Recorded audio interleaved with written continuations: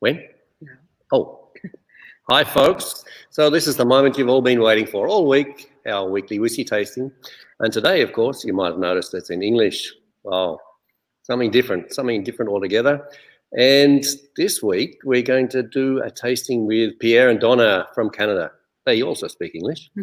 And it's a very special tasting about worm tubs. And I won't get into that. I'll leave that to Pierre and Donna. And there's also, of course, pairing, food pairing. So we'll just flip across to the other two there and we'll see what they want to say. Hi, everyone. Hello. Welcome from Canada and from our quarantine. Yes. We just got back here 7 days ago, so we've got 7 days more to have a run at it. And we're still getting along. Yeah. She hasn't killed me in my sleep yet, so that's good. Okay. Does everybody, traditional that everybody checks what kind of beer or what kind of drink they have, isn't it? Yeah. Well, it's important. Yeah. Pre-drink. Yeah. And what are you guys drinking? I have an Irish mule. An Irish mule. An Irish mule. An Irish mule. That's nice. Yeah. That's not a beer. Made with Irish whiskey. I've got a local craft beer from a brewery called Picaroons, and this one is for all the Star Wars geeks. They called it the Jedi PA. And of course, they put it out on May the 4th. It sounds like a good start. Yeah. So, but it's 2 o'clock in the afternoon, you know? Yep. Cheers. Day drinking. It is Friday, though. So. It's Friday, yeah. So. Friday. And it's 7 o'clock somewhere. It definitely is, yeah. So glad to have you here, or virtual. And thanks for doing that, even if you're in quarantine. And we planned to do that here in the Beckerhof, but you had to go back. So yeah. Yeah. It still works out. Exactly. Everybody's online. They're writing what they're drinking. Yeah, there's already. a few people there. Okay, good. Yeah. I was just trying to check out this thing here. Where are we? English. There it is. Oh, there we are. Okay. Ralph Good. is there as well. Oh, Ralph's around. Oh, cool. Awesome. Hi, Ralph. There we go. Whiskey Bear, hey. Lothar, good to see you all. So yeah, we can start if you want to. Yeah. Okay, good. Okay. Little bit. Well, we've kind of set this up as a tasting that both the experienced whiskey nerds and people new to whiskey hopefully both could enjoy. So we have a few introductory slides, and to those who are the hardcore whiskey types, I apologize for boring you with stuff that you probably know. Just sit back and sip on your beer, and we'll try to get. I won't dwell on it too long. So, one thing I always like to. It's a surprising question that I get a lot of tastings. People want to know what is whiskey. You want to put the first slide? And then we can flip to There we that go. first slide. And it's basically a distilled spirit made from grains. So, for example, you take the grain, mix it. I'll really simplify it, but anyway, you soak it and you ferment it, and you get kind of a beer, except we don't put hops in it. And then you distill it, and you get whiskey. And the equivalent is if you use fruit instead of grains. If you ferment fruit, you get wine, and then if you distill that wine, you get brandy. And fruit schnapps would be a kind of brandy. So that's all whiskey is. It's a spirit made from where the base ingredient is grains. And if you flip to the next slide, we'll talk a bit about how it's made. There we go. I won't go into any great detail, but what this slide shows is the idea that a distillery will receive malt, and all malt is, it's kind of a pre-processed barley. They soak it and dry it out to get some of the starches to turn into sugar. So that barley becomes malt, and then they grind it up, they soak it in water, they separate out the solids, and then they ferment it. And the fermentation process, you can think of adding yeast to that mix, and the yeast is a little tiny microorganism, and what it does is it consumes the sugar and it excretes two things, CO2, so bubbles that go into the air, and alcohol. And normally fermentation can get you to up to about 15% of alcohol. And then after that, the alcohol kills the yeast. So then if you want a stronger spirit, you need to think of it as boiling off the alcohol. That's essentially what the pot stills do. And most Scotch whiskey is double distilled. There are some exceptions, and we'll talk a bit about that. And then it's cooled down and put into barrels to age. And if we flip to the next slide, one thing that's worth mentioning is there's two kinds of stills. There are pot stills, which I showed in the previous picture, and that's what you see on the left on this slide. You can think of them as great big copper kettles. And then on the other side, you see what's called a continuous still, also called a column still or a coffee still. And these are, you can think of them as a bit more of an industrial thing. And they're used to make, you can think of it as higher volume spirits. Okay, it's typical, pot still distillery might put out, millions, in the low millions of liters of alcohol per year. The continuous, the big grain distilleries will put out hundreds of millions. Okay, and when that becomes important, when we flip to this next slide that talks about two kinds of Scotch whiskey that we run into. And single malt, in a way, is a confusing term because they leave out a lot of the words in the description, because the single part means that the whiskey comes from a single distillery. But single malt whiskey is normally double distilled in the pot stills, so the copper ones like you see on the bottom, and it's only made with malted barley. And if you want to call it Scotch whiskey, it has to be made in Scotland. You can use the exact same recipe, technique, temperatures, everything, and if you make it in Franconia, you make it in England, you make it in Canada or the US, you can't call it Scotch. You can call it malt whiskey, but you can't call it Scotch. So that's why you see some of the local whiskeys, for example, around Nuremberg, there are a few craft distillers, and they'll call it Franconian single malt, for example. And then the blended whiskeys, and here you can think of products like most of the Johnny Walker whiskeys, Grant's Family Reserve, Chivas Regal, and so on, Dewar's. These are blended whiskeys, so generally they're made to be higher volume, a bit lower price. That's not always true, but in general, that's what they're up to. And what they do is they use the whiskey that comes out of the big continuous stills as a base. And what that tends to produce is a very smooth, easy drinking spirit, but doesn't tend to have tons of flavor. So what they do is they add several malt whiskeys to it. They have a recipe to get a certain flavor and combine that, and that's called a blended Scotch whiskey. Okay, and again, not to bore everyone, we'll jump ahead just one more slide, and then we'll get into talking about the whiskeys. And this one's relevant to this particular tasting. When the whiskey comes off of the final still in distillation, they have to cool it down. And traditionally, the way of doing it, you can think of up to the first part of the 20th century, were these worm tubs. And they are basically like a big wooden hot tub. And they have pipes in them. The whiskey goes through the pipes. It's filled with water, and the water cools the whiskey down. Copper pipes, right? Yep. But that was replaced in the 20th century, most distilleries, with condensers. And you can see the picture on the right has a few of them highlighted if you can see. And it's basically a more compact unit. It's you can think of it as a big copper tube with much smaller copper tubes within it. And it serves the same purpose and tends to do it a bit more efficiently. And if you look really closely, this one distillery, Rose Isle, which is a fairly special one because it's made that it can produce a lot of styles of whiskey, it actually has a stainless steel and a copper condenser. And we'll talk a bit about that. So all of the distilleries that we have today are some of the few that still use the worm tubs, and that produces a certain style of spirit and flavor profile, and we'll talk a bit about that when we go through.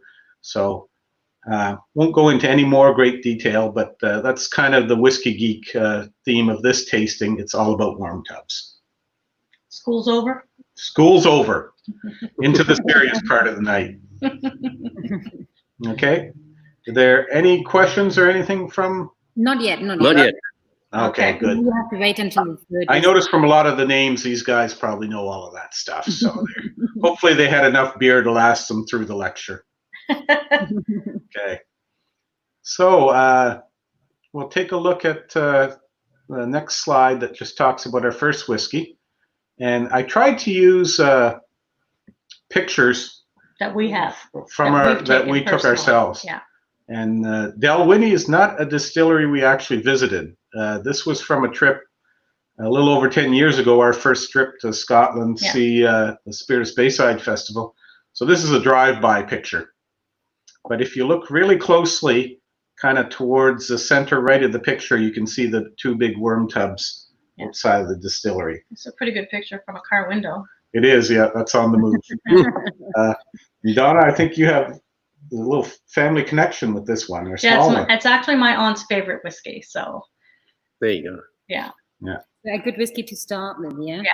Yeah, exactly. And this one is from Diageo. So again, if you look at all of the larger malt distilleries or in Scotland, they own a little over half of them, I think. So big whiskey company, the same spirits company that makes Guinness. They have all of the Johnny Walker blends, Captain Morgan, Bailey's Irish Cream, and probably a whole bunch of stuff I haven't even thought of.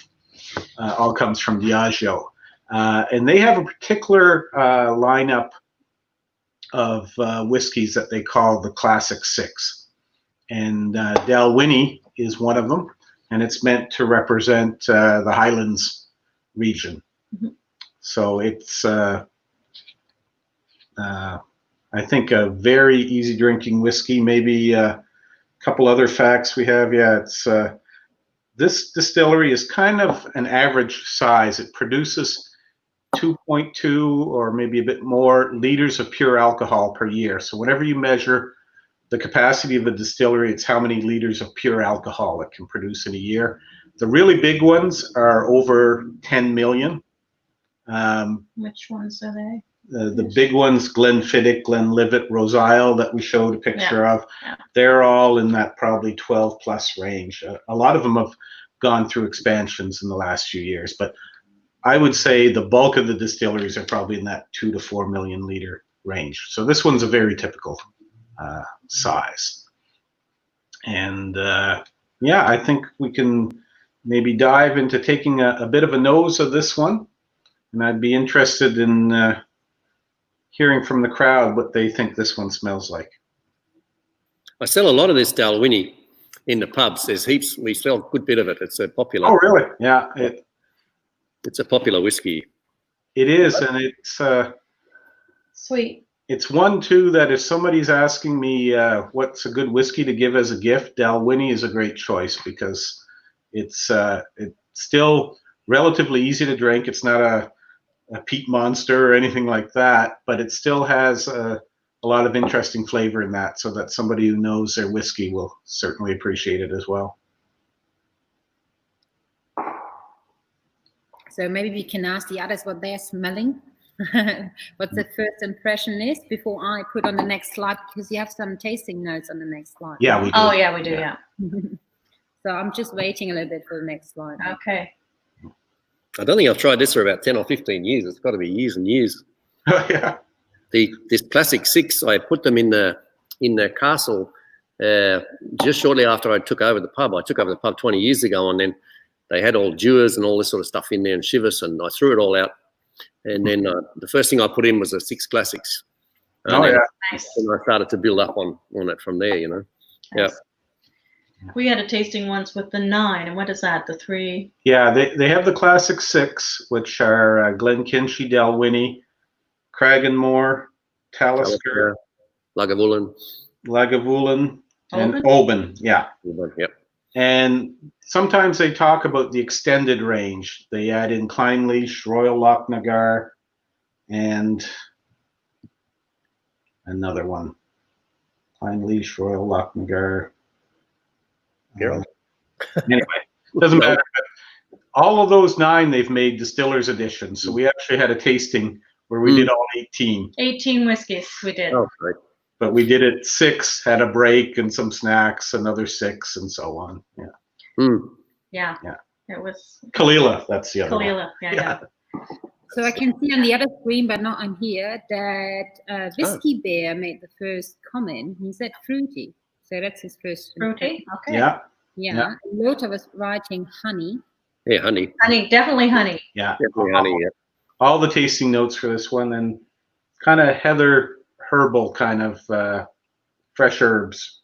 Yeah. Kind of in there too. Oh.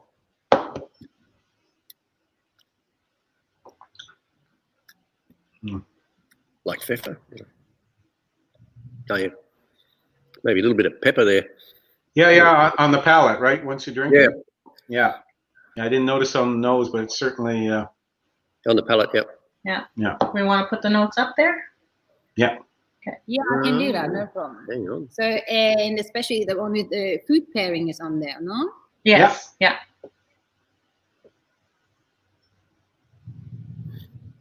What we missed? Dark chocolate. Yeah, I think everybody hit most of these notes, except for maybe the hints of malted bread. I don't know if that would come to mind, but Yeah.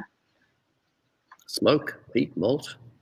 yeah, it's a really light smoke. Maybe like I don't get a lot of smoke It's or all- peat. it's almost like some of the lighter Highland Parks, like regular Highland Park. The smoke's stronger, but Yeah. there a few of the lighter expressions, like the 10, this would be close to. So Ralph is joining us, and he has some tasting notes as well. Okay. Also not having a sample, but I remember also a solid malt base at Dalwhinnie. Yeah. mhm. Yeah, you get that on the nose. Like Yeah. And actually, another pairing that you can do, we've paired it with dark chocolate. Yeah. If anybody has some chocolate there, we have. You get the small piece. I get the big Okay, piece. good. Hey, But another thing that has been recommended is a malt. There you go. Yeah, we have a little plate here. That's all. I don't know if you can see our little plate of food. Yeah. Nice. Anyway, malt teasers or like a honeycomb. Do you know what I'm talking about? That's something else that had been recommended to pair it with, but I didn't know if they had that in Nuremberg. Do you have malt teasers there? Yes, we do. when you go to the cinema. Okay. Yeah. So, and what do you recommend? How you should you eat something first and then drink the whiskey, or? That's how I take a sip of the whiskey, then I take a bite, and then another sip. No. Not that I know. That's how I do it. Yeah, it's not a very scientific process. Well, I think that goes together well. Yeah. Yeah, that goes well. We were a bit limited as we're quarantined. We don't have all the food. We couldn't just run out and get everything. So, but we've got pretty much everything here that we've recommended to pair it with. So Yeah, and I think we want to stick to simple stuff that people could just go get at the grocery store rather than hire a 2-star chef to prepare. Speaking of food pairing, let's see if I have it here. Yeah, the Whiskey Festival we work with here in Canada, we've had Martine Nouet come to the festival for a number of years to help with our dinner and so on. And anyway, she has a great book called À Table. This is the French edition, but there's an English one too, and it's great for recipes and things that pair with whiskey and so on. So it's just Martine Nouet, N-O-U-E-T. So. And she's really good at pairing. She does all of our dinners. She pairs every course with every. Yeah. We have a whiskey pairing and a rum pairing and a. Yeah. We first ran into her in that first trip to Scotland in 2009. One of the events we went to was at Glenlivet, and they had a chef in there doing food and pairing with different Glenlivets, and she worked with the chef on the pairing. Yeah. Very lucky to have her at our festival every year. Yeah. Yeah, she's a very nice lady. Yeah. Knows what she's doing. Yeah.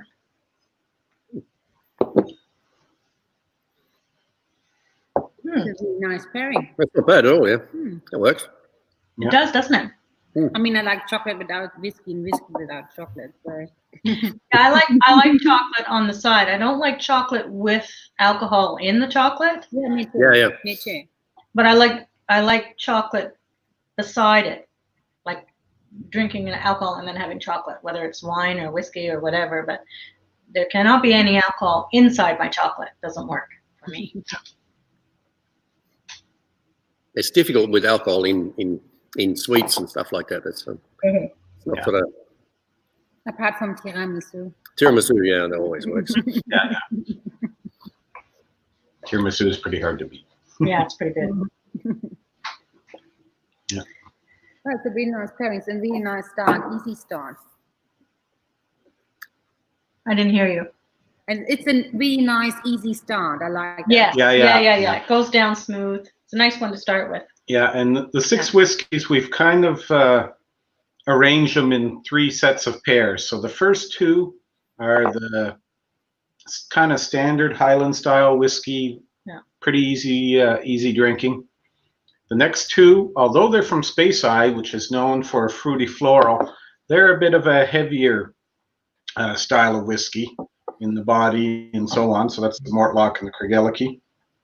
And then we'll finish off by going to sea. The last 2, Talisker and Pulteney, are described as kind of more maritime styled whiskies. Yeah, good. That was a really nice start. That went down a little too easy. Yeah. True enough. Okay. So they're still a little bit shy. So That's nobody's okay. saying something to the sharing, but you know that, I mean, it's always the same. So we have to wait like 1-2 whiskeys, and then it's getting more. So we can move on to the next one if you want to. Yeah, sure. There it is. Now the next one, maybe you can pop up the slide for that too. Yep. Is, the whiskey and the distillery have different names.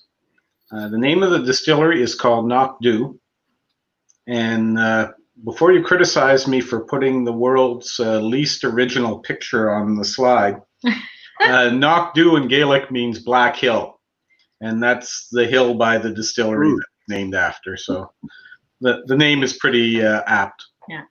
And those are our pictures as well, right? Yeah. Yeah. Yeah. But Well, the whiskey, the Black Hill Reserve, yeah. so it works perfect. Yeah. And the name of the whiskey, though, is AnCnoc, which means probably a hill. I'm not sure what means in Gaelic. But the reason they did that is there's another older distillery named Knocando.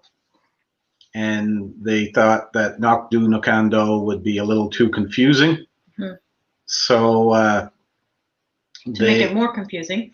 Yeah, so they decided to use AnCnoc as the name of the whiskey, and that barrel head that you see the picture of, it says the Knocdu Distillery, and then it has AnCnoc. So if you hear Knocdu AnCnoc, it's the same stuff. That gentleman there, what's his name? That's Gordon Bruce. Right. So he was, I think he still is the manager of the distillery. I think so, He yeah. was the manager when we did our tour in 2009. And we're literally up where the wormtubs are. And Yes, is that the one with the dogs? yeah, Pierre? yeah. You Oh should my tell that gosh. story. So they don't normally do tours. So we were lucky to get in on a private tour. And there were these 2 dogs that followed us everywhere. I don't remember the names of the dogs, but They were big English sheepdogs. big dogs. And they followed us all around, all through the whole thing. And then when he went up there on top of the wormtubs, only one of the dogs came up with us. And we looked back and the other one didn't come up. And he said, yeah, the other one fell in once.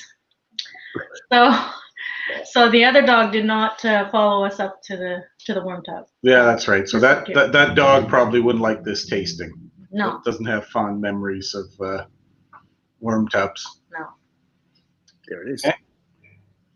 So this particular whiskey, as John pointed out, is called Black Hill Reserve. So they just translated the name of the whiskey.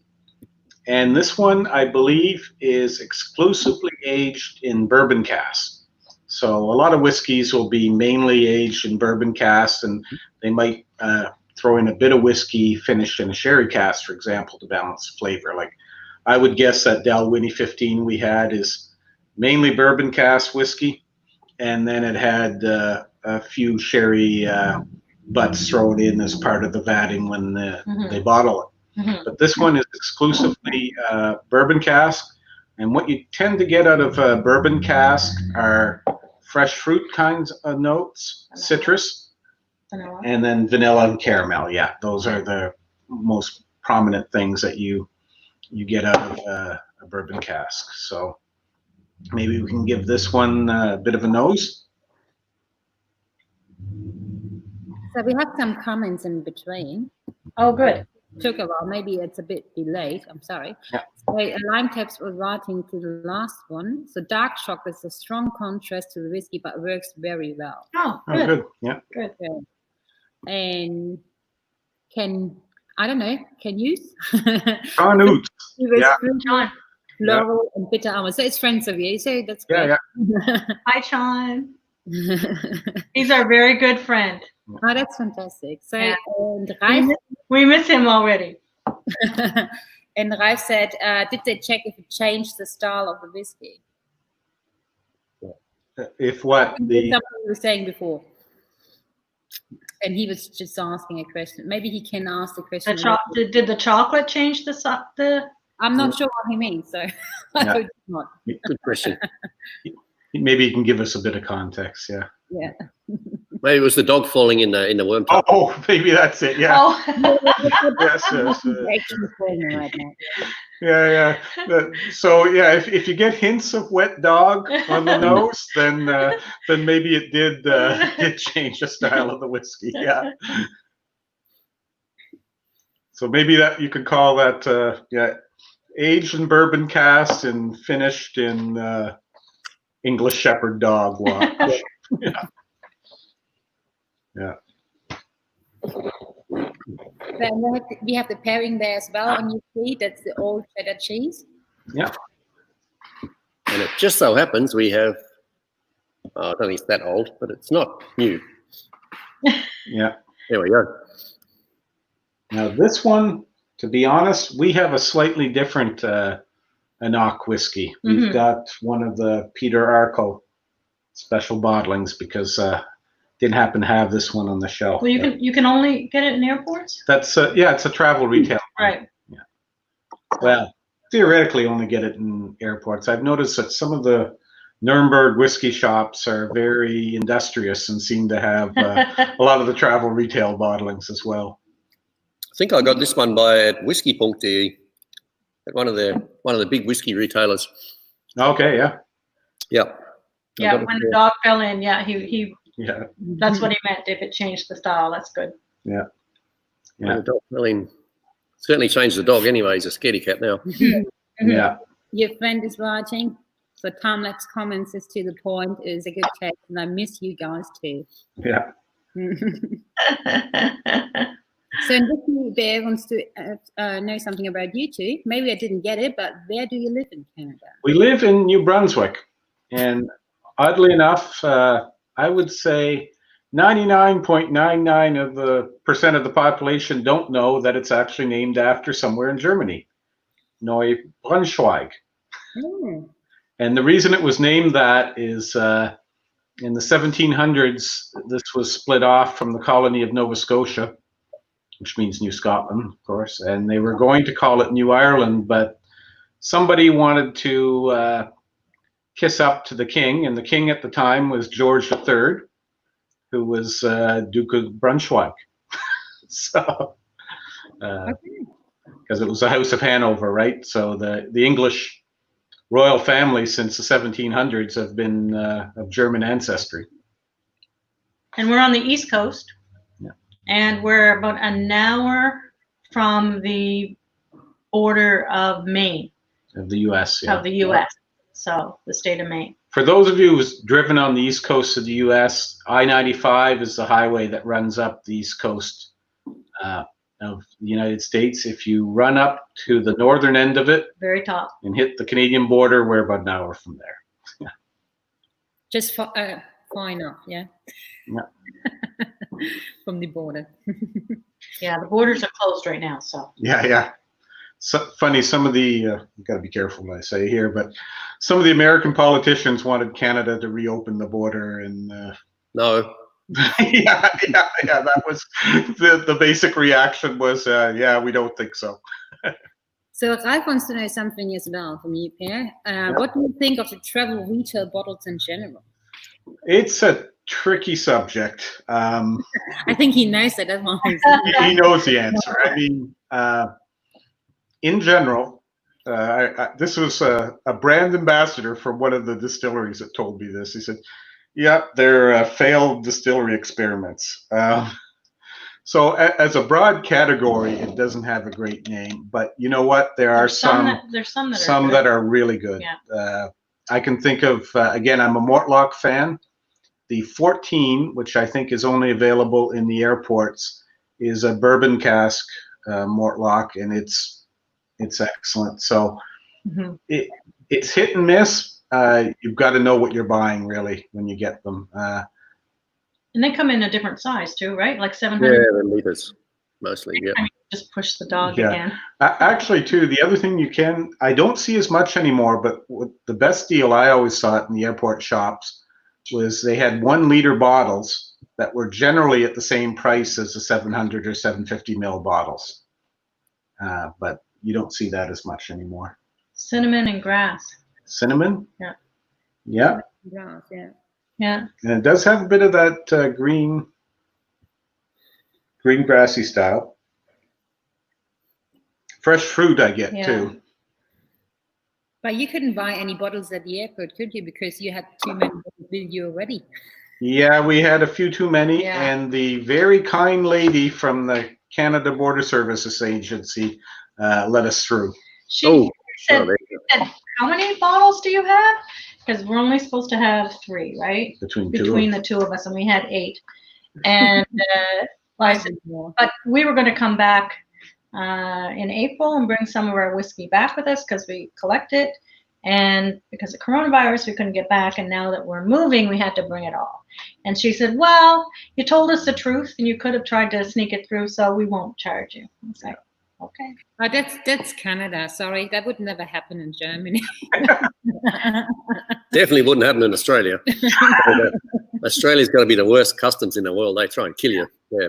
Well, they did the same thing with our daughter's wedding dress too. Yeah, they just waved her through. Wedding dress in Nuremberg when she came to visit. When she brought it back, they said, well, happy engagement. Yeah, from the government of Canada. Happy wedding from the government of Canada. So that's great. Yeah. The last travel exclusive whiskey we bought, when we went sailing last year, we bought a bottle of Glenlivet at the airport, and it wasn't great, to be honest. Yeah. It wasn't that fantastic. Vanilla and leather. Yeah. I got that. He said leather. Yeah. I get that. Yeah. Fresh fruit, a bit of the honey is in this one too. Yeah. This one's actually very nice. Yeah, that went down way too fast. Yeah. Look. Okay. Some lime there, dear. Just a little. Good.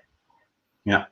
Usually I'm giving him my leftovers. The company that owns AnCnoc is Inverhouse. And they're known to be, even by Scottish standards, to be quite frugal. I think their last major technology upgrade was called electricity. And so when you go into these distilleries, you're kind of looking back into the past a little bit. And just looking at the notes Donna pulled together, this one, the capacity of the distillery is 2 million liters as well. So it's very similar size to Dalwhinnie. So you can start to get a sense it's a typical size of a distillery. Yeah. So Inverhouse, this goes into a lot of their blends and so on, but they sell some as a single malt. Mm-hmm. Now they somebody said it went very well with the cheddar. I don't know if anybody else thought. Low the nose. Yeah, and there's other things that you can pair it with. Somebody I've looked up a few notes here, and one says chili chocolate. So I don't know. Yeah. And sushi or smoked salmon. So. Yeah, I can see that.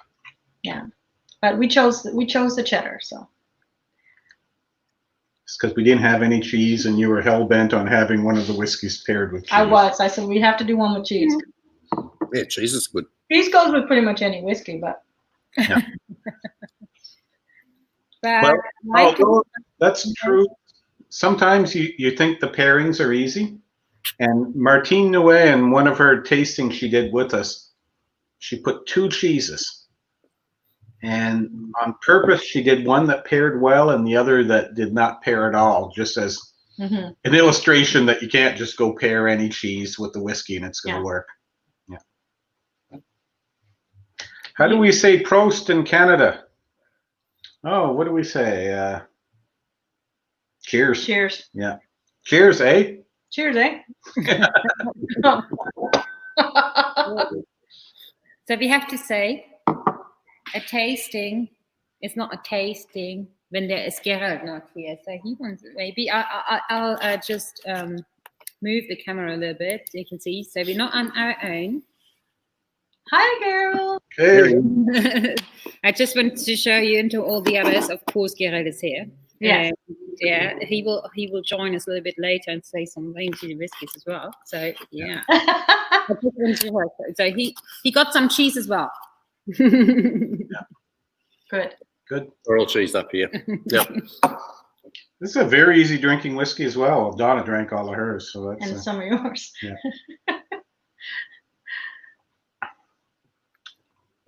Really nice. And I was writing, it's also good with Parmesan. Yeah, yeah. I could see that.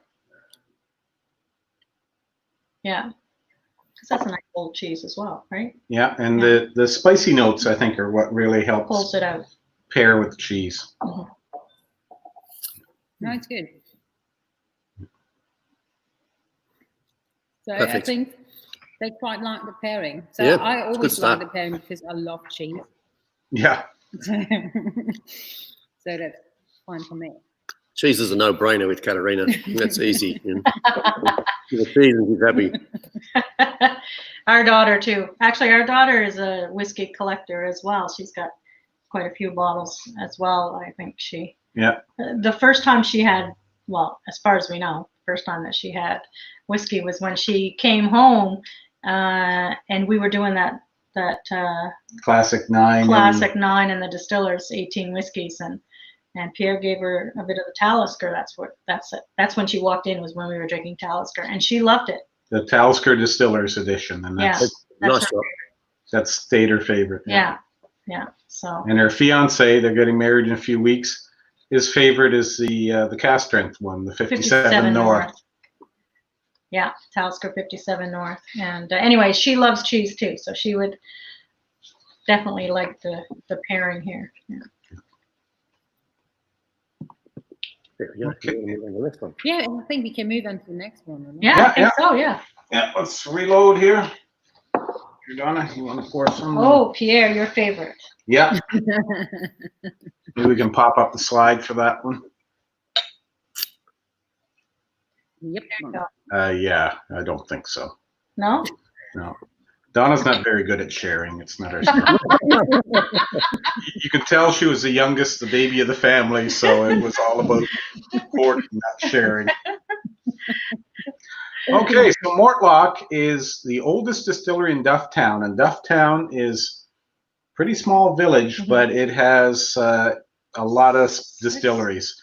They say Rome was built on 7 hills, and that Dufftown was built on 7 stills. Okay, so it has 7? Yeah, I'd have to count Yeah. right now. There's a Dufftown distillery, Glenfiddich, Balvenie, Balvenie, Caninvie, Caninvie, yeah. Conville-Moore, I think, was there. I might be getting confused. But anyway, quite a number. But Mortlach is the oldest. And it's called the Beast of Dufftown, and then we'll let you decide if it lives up to its name. But one interesting thing is there was a gentleman named William Grant who was a manager at Mortlach for a number of years. And he decided to go start his own company, William Grant & Sons. So that's the company that produces Glenfiddich, Dalwhinnie, and of course the Grant's Family Reserve. I see our daughter is online. Yeah.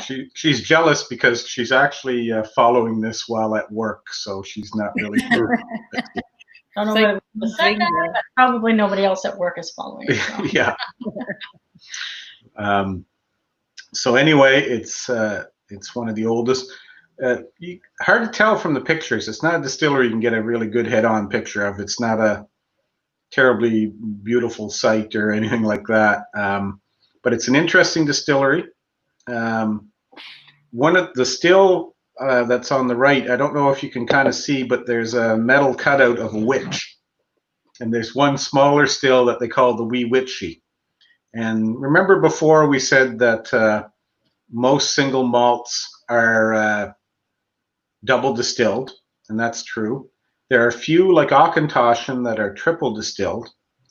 And Mortlach, and I'm doing this from memory so I could be wrong, it's either 2.71 or 2.81 times distilled. 2.71, I think is what the 2.71? Yeah. Okay, yeah. And obviously you can't distill a particular batch 2.71 times, but what they do is they have a fairly complex rotation of the whiskey coming off of stills and either into other still receivers and so on. So that some of the whiskey is triple distilled, and the triple distilled always runs through the witchy. And so it's a mix of double and triple distilled, and when you average it all out by volume and so on, you get 2.71. So the whiskey we're trying today is the 16-year-old Mortlach. And Mortlach is really a kind of a whiskey fan's whiskey. Wasn't terribly well known, but for people who knew about it, it was a favorite. A few years ago, they tried to launch it as a high-end line of single malts, and they put out several expressions. They put out the Rare and Old, an 18, and then maybe a 25, I can't remember. But they bottled them in small bottles, 500 milliliters or 50 centiliters, sold it mainly in airports, overpriced, and it didn't go over super well because, again, the Rare and Old wasn't rare and it wasn't particularly old, and then the others were overpriced. They rebooted that about 1.5 years ago, and they then put out a new range with a 12, 15, or 16. As I mentioned, the travel retail one is the 14, and then the other, I believe, is 21. Right. You did a pairing with the Mortlach Flora and Fauna and the Mortlach 16, right? Yeah. And before all of this, the classic Mortlach was this bottle here, the Flora and Fauna 16. And why it's called Flora and Fauna is Diageo, for a lot of their distilleries, they put out this range where it was standardized kind of labeling, and each distillery had a different plant or animal. And I forget what they have here. I can't see that. Looks like some kind of bird. Yeah, it has a beak. Yeah, it's a duck or something. Anyway, this is a real cult whiskey. Oddly enough, I bought this one probably about 5 years ago when I was traveling on business to Nuremberg before we moved there. At Potstill or? No, I got it at Celtic Whiskey. Celtic, yeah. And I paid $89.90. If you see this now, it's probably a few hundred euros or a few hundred pounds. So if you see one at a good price, grab it. So anyway, I tried the new 16 with some Flora and Fauna. Side by side. Side by side, yeah. And they were pretty close, except that the new one didn't seem to have the leathery notes. And then I just put a little drop of water in each of them. And with a drop of water, they were near identical. So it's not quite the old Flora and Fauna, but it's pretty close to it. So anyway, this 16 is a great dram, and I think they kind of redeemed themselves from their false start, because the prices of this new range is pretty well bang on. It makes a lot more sense. I think, John, you published a price of this one in your list? Yeah, it's about 77. I think I paid for it. Yeah. So that's pretty fair for this age of whiskey. Okay. Yeah.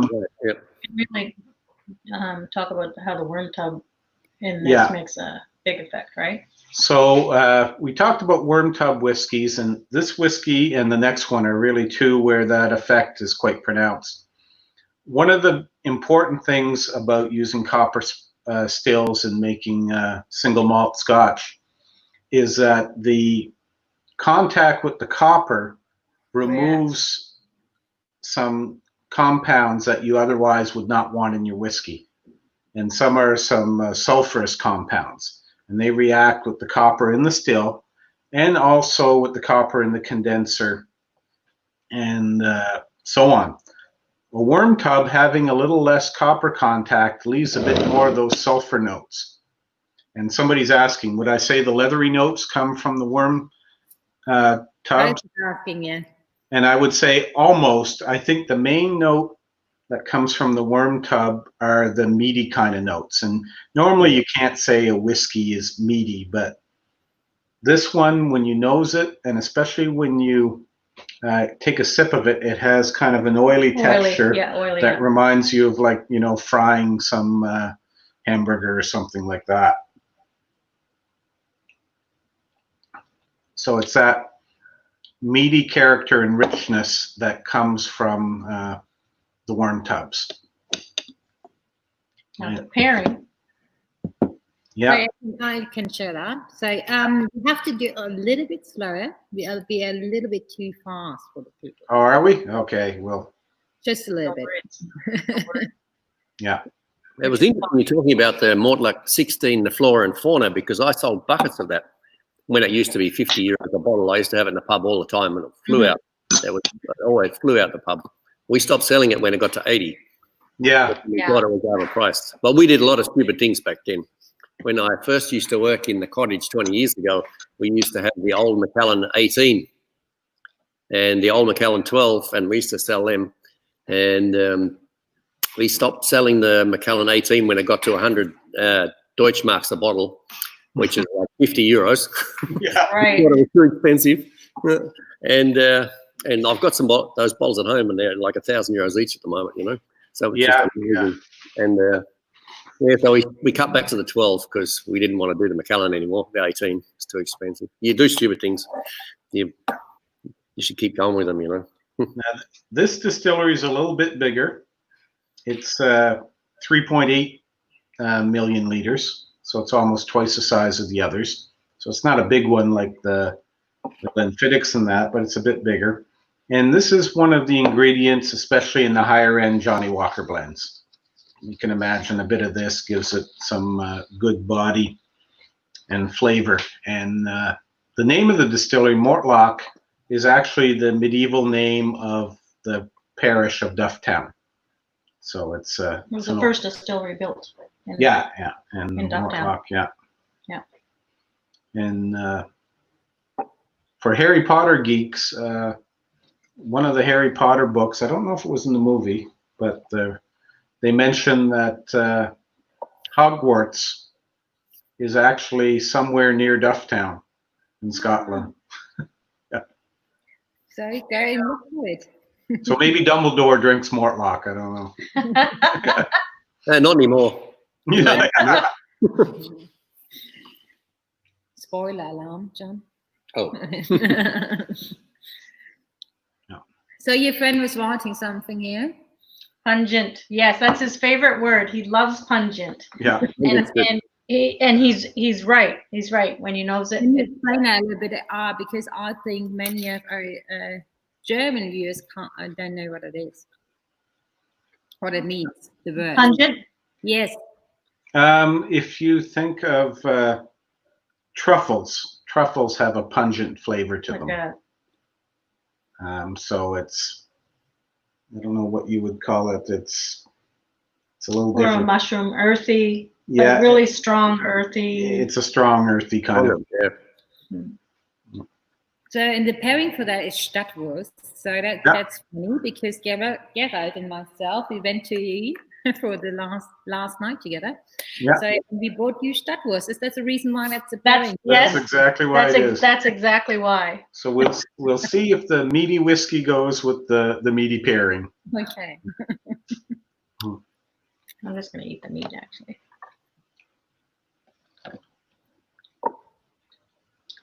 Tastes a little bit like liverwurst, but not as strong. Yeah. It's good. I think that goes well. Right, it's not a bad Actually, it goes very well. The oily of the meat. It's not something you would think to pair with a whiskey, is it? Like, no. But not anymore. So lime taps is then on the nose, dry fruit, sugar, and the third one I smell grass. Yeah. Yeah. I'm smelling the third one now. Sorry, but a little bit confused. Yeah, I get that. This is one of those whiskeys that's tricky, I find, because there's certain drams, you try them, you get certain notes, and that's that. There are other whiskeys that you nose them, you get something, you put it down for a minute, nose it again, you get the next layer, and so on. Highland Parks, I find, are like that. You know, a lot of people like to overuse the word complex, but it's probably fair to use it with this dram.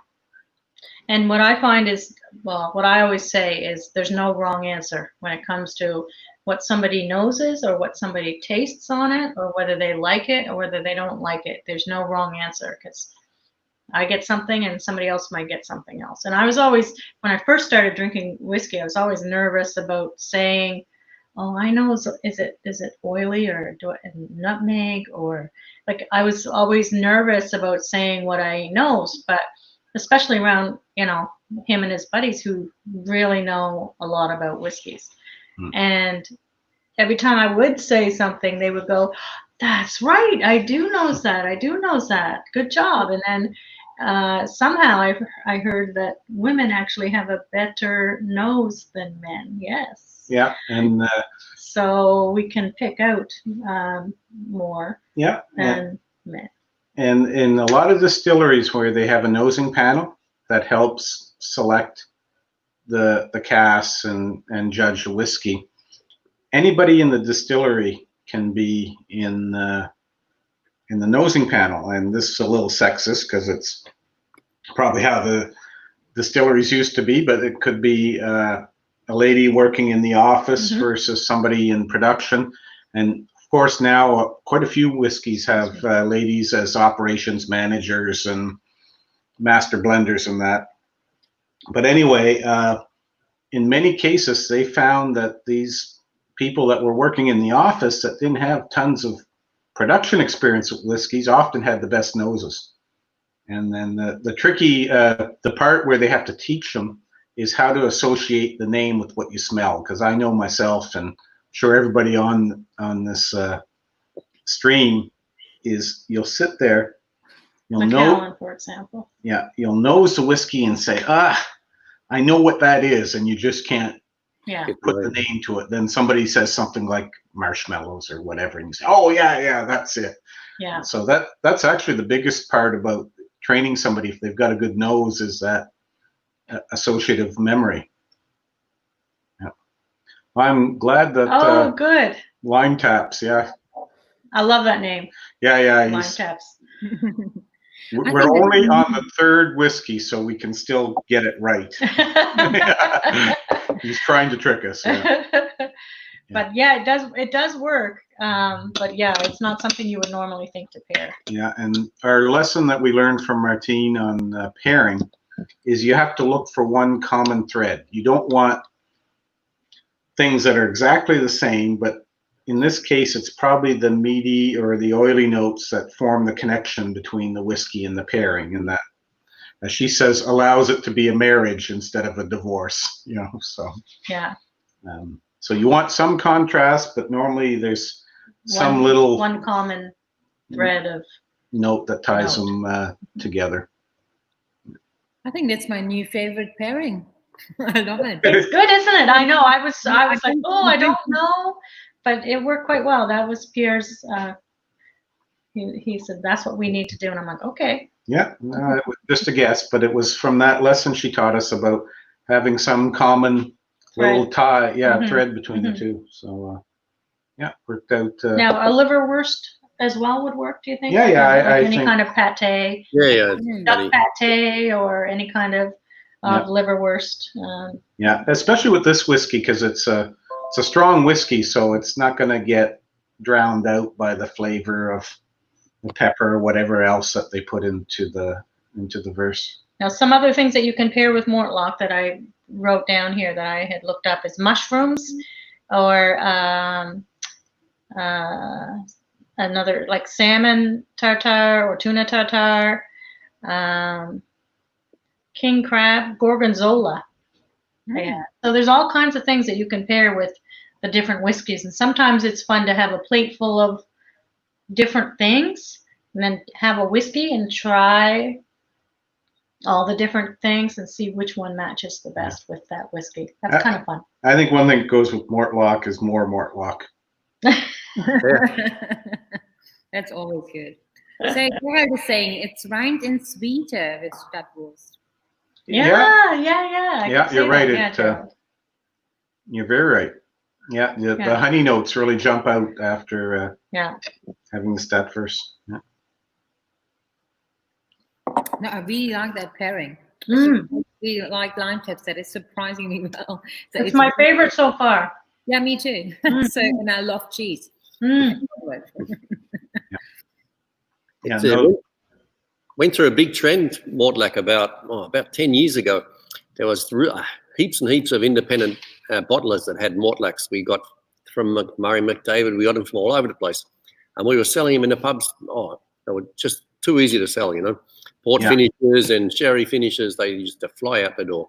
And they were also cheap. They were all 30, 35 euros a bottle. It was Dram was good.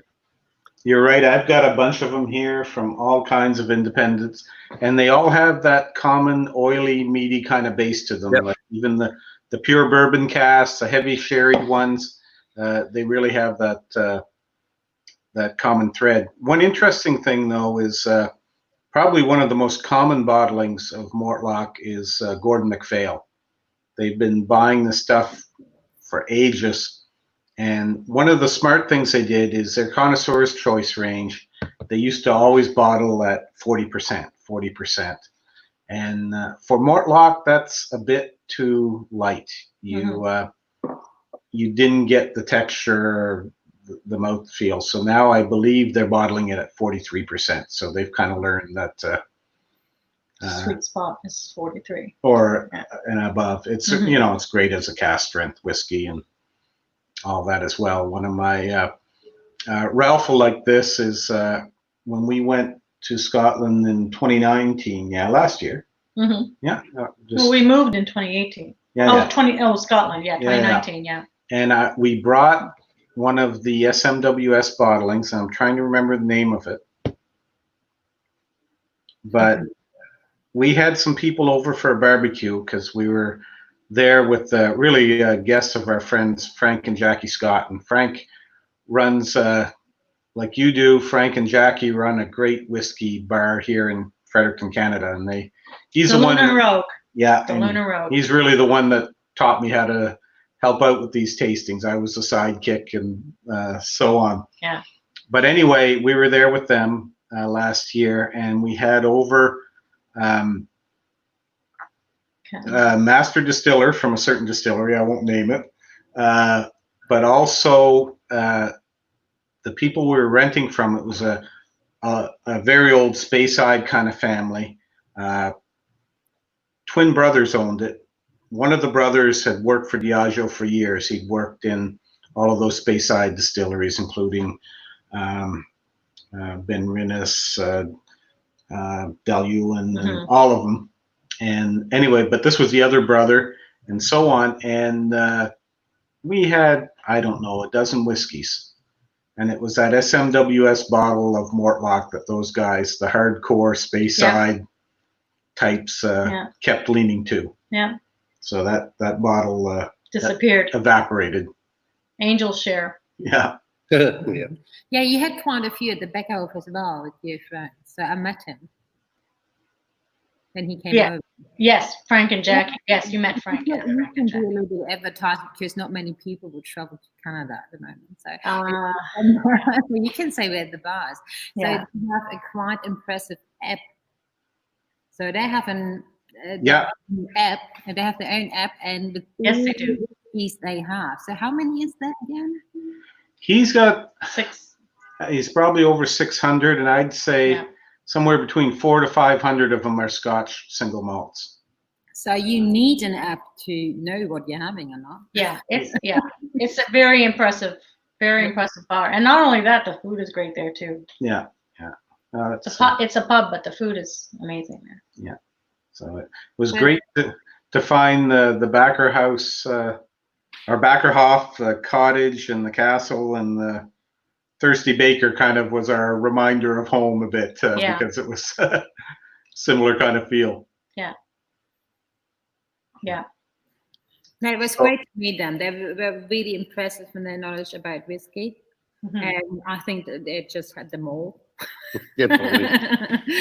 And it was great to see them. So. Well, it was funny because he was part of a pipe band, Scottish pipes and drums, and they used to go to these competitions in Scotland every year. And he said he built up a lot of his collection in the 80s because he would go to Scotland, buy up this whiskey, and the pipe band had a lot of younger kids who didn't have a lot of money or whatever, so they weren't buying Scotch. So he could buy 20 bottles and get these other guys to claim it coming back. Should we be saying this? No, it was legal. I mean, but anyway, he built up an incredible collection. Like he's got the old Dalwhinnies and the flat bottles, and they're all open, or most of them. No, he's got a lot that are still still closed. But he drinks his good whiskey too. It's No point drinking bad whiskey. No, and you can't take it with you. So yeah. No. Yeah. You're not going to drink. It's not going to drink itself, right? Exactly. Whiskey don't drink itself. Yeah. So cheers. Yeah. Cheers. So what everybody? Cheers, eh? Cheers, eh? Yeah. We can put the next slide up, I guess, and I think that's fine. I think we gave them a little break. Yeah. But I think it's still on the Mortlach, so we can just go through and. Yeah. Do you want to say that before I put on the next slide? Oh, we'll show our whiskey snob tip. Yeah. I think we already mentioned Yes. it. You already mentioned that. So Yeah, we kind of. This one, I always think if you've probably all had the similar experience, you run into people who think they know about whiskey and they don't. Like all they know is spending a lot of money on Macallan makes them a whiskey guru, or buying Johnny Walker Blue. So if you run into that type, or anybody asks you about whiskey, it's always good to say Mortlach's my favorite single malt, because you'll get a dazed and confused look out of the guys that really don't know what they're talking about. Right. And the people that do will normally Whiskey geeks. respect your opinion. So this is one of our whiskey snob tips of the day: how to be a whiskey snob. Yeah. In good humor, of course. Or pretend to know what you're talking about. Yeah. Yeah. From what I heard with the guests, when they go across to Scotland and they try to get into the Mortlach distillery, they can't get in because they don't do They don't. shows or anything like that. And they all say how bad it looks. Looks like a disaster, It's very. We got in last year, but only because they had an event at the Speyside Whiskey Festival. Ooh, yeah. So we were lucky to get signed up for that, because they sell out just like that. They sold quickly, that one was quick, but we got to pour our own bottle, didn't we? Somewhere. Oh, where is it here? Yeah, this one we poured right at the distillery, and we poured it in April, did it, or May? And it was 19 years old. I think if we would have been there like 4 months later, it would have made it a 20-year-old, but it's a 19-year-old sherry cask strength. Mortlach. Yeah. Look at the color, eh? Yeah. Yeah. So Yeah. that would be for a special occasion, We will open it. like quarantine. Yeah. So So where So are we yeah, going? let's move on to the next one. Okay. yeah. Well, we gotta get our whiskey here, Donna. You want to do yours? What's this one? Craigellachie. Ah. So here we're driving down the road from Dufftown, going north just a tiny bit to the village of Craigellachie. And across the river is the McCallum Distillery, actually. This distillery has all of the charm of an aircraft hangar or a garage. Not very pretty distillery. Again, this one is owned by Dewars. They typically, and Dewars is owned by Bacardi. And until a few years ago, they really did not sell their malts aggressively at all. And they started doing so in the airports, actually, with Brackla, Craigellachie, a few others. But this one, I really liked when I first tried it. Again, it's a wormtub whiskey. And it has some of those same nice notes that I enjoy about the Mortlach. Now, interestingly, these last few years, distillery bottlings of Craigellachie, there's a 13, a 17, and I think an older one in the 20s. I can't remember. Mm-hmm. But I prefer the 13 to the 17. That's my own preference, but maybe you can give this one a nose. And I think if you like the Mortlach style of whiskey, you might like this one as well. Is there a big price difference, do you know, between a 13 and 17? Not a huge one, but this is a very well-priced whiskey. I don't know. Yeah. What was the price in Nuremberg, John? Good question. Let me go. I know it's only like a €40 bottle. Yeah. So it's pretty good price for. Yeah. There's a lot of good Craigellachie's on the market at the moment. They've put out a whole big series with port finishes, rum finishes, sherry finishes. We've been down the road looking at them a few times now at the Whiskey Baron's place. He's right up on it. It's one of his favourite things as well. He's got in a bottle too with them. Yeah, he's full house. Yeah, and I got a nice one again. The same order I did last year that I got that Mortlach. I got a Craigellachie, and it was a good one. And also, kind of tied to that in your SMWS tastings, we went to an event at Spirit of Speyside, which was called Three Monkeys. That's right. And it was at the Craigellachie Hotel, and it was Charlie McLean, David Broom, and the Scandinavian guy. I can never remember his name. You have the picture? Yeah, it's somewhere there. But anyway, they were doing a blind tasting of several SMWS malts. Yeah. And you guessed one. I to use kind of a polite version of a Canadian expression, I pulled a horseshoe out of a certain part of my anatomy, and I guessed a Glen Grant 11 blind. Yeah. I got the distillery and the age. So yeah, that was pretty good. Yeah, it was. But anyway, Craigellachie, again, another distillery that looks here, 4.1 million liters, so good sized distillery, almost about the same as Mortlach. And so this mainly goes into the Dewars blends, but I think makes for a very nice single malt as well. There's a really nice Craigellachie hotel as well. Yeah, and there's a very famous whiskey pub too in Craigellachie called the Highlander. Oh yeah, we were there. That's owned by a Japanese gentleman, and it's got all kinds of stuff. But the Craigellachie Hotel has a pretty good selection as well. So it's a good village to visit, not only for the distilleries but for the pubs. And the name Craigellachie means rocky hill. Okay. I knew something in it. Yeah.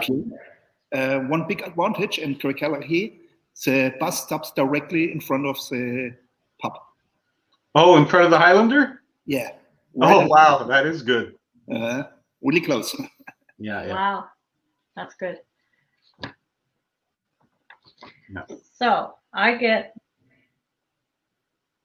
We look at the tasting notes. A little bit of fruit. I mean, there we go. What do we have for? There we go. Toasted marshmallows. I got the fruity notes first. Yeah, I to got be the honest. fruit. I got the fruit and the floral. A little bit of floral. Baked apples. Huh. I actually get more like green apples than baked apples myself, but anyway, it's. Oh, that was the hand of God. Yeah. You know, the Madonna thing. Hints of sulfur. Yeah, you get the You get sulfur, and yeah. you get it on the palate. The meatiness. Well, if you get a bit of sulfur in there, that'll go well with the ham, prosciutto. Yeah, exactly. Good work. Yeah, that's what we paired it with is prosciutto. There's other things that you can pair it with as well. Nuts, like peanuts or toasted nuts or peanut brittle, are some of the recommendations to pair it with. But we decided to go with prosciutto. It's been a while since I had this. It's a nice dram. It is a nice dram. Here, it's me. Okay. So I don't know how this is going to be. I don't know if we're going to be able to top the Mortlach pairing, but we'll see. For €40, this is pretty hard to beat, though. Yeah. Oh, that goes all right. Yeah. Yeah, the quality is very good for €40. You can't complain about that. Not at all. There's a lot of great, like you said, SMWS whiskies at the moment, and a lot of them are Craigellachie. Yeah. They must have had a bit of a boom like 10, 15 years ago and started throwing the stuff together. Well, they had somebody who's clever back then who because now it's all coming to bear, you know. There's a lot of Yeah, I think somebody did some clever buying because it wouldn't have been on the radar as being a top shelf whiskey, but I think the secret's going to get out. Yeah, it'll do a Mortlach. The Mortlach was the same. Exactly. It broke out. Yep. Yeah, it's a nice drop, especially for the price. Absolutely. Yeah. Yeah. Anyway, I'd encourage you to try the 13 and the 17 and see which one you prefer. It's in my opinion, again, it's everybody likes what they like, but I certainly like the 13 over the 17. This one. We had this one here, the Craigellachie Portwood finish. Oh, okay. Oh, okay. Yeah. Oh, that's Glenallachie. That's I think Glenallachie. Oh, that's Yeah, right. I like it. Oh, idiot. But it's lucky too. It's lucky too, yeah. Yeah. No, it's well, that's the one. Glenallachie is Billy Walker bought that a few years ago, and that's the That's same. what you were saying last time, yeah. Yeah, he bought Glendronach, Benriach, and the one up on the coast, Glenglasa. Glenglasa. Yeah, that's right. And He was at that dinner we went to in Abelauer, the very first one we went to. no, right? no, you're thinking different Walker. That's Oh. the Cookie family people. Were Oh, there. yeah. Walkers and Grants, that covers about half of the Highlands population. Yeah. But anyway, he had some South African investors, and between them, they bought those 3 distilleries like in the single-digit millions, and they sold the lot to Brown Forman for, I can't remember the number, but it was big. Let's say they had at least a 10 times multiplier on their investment. So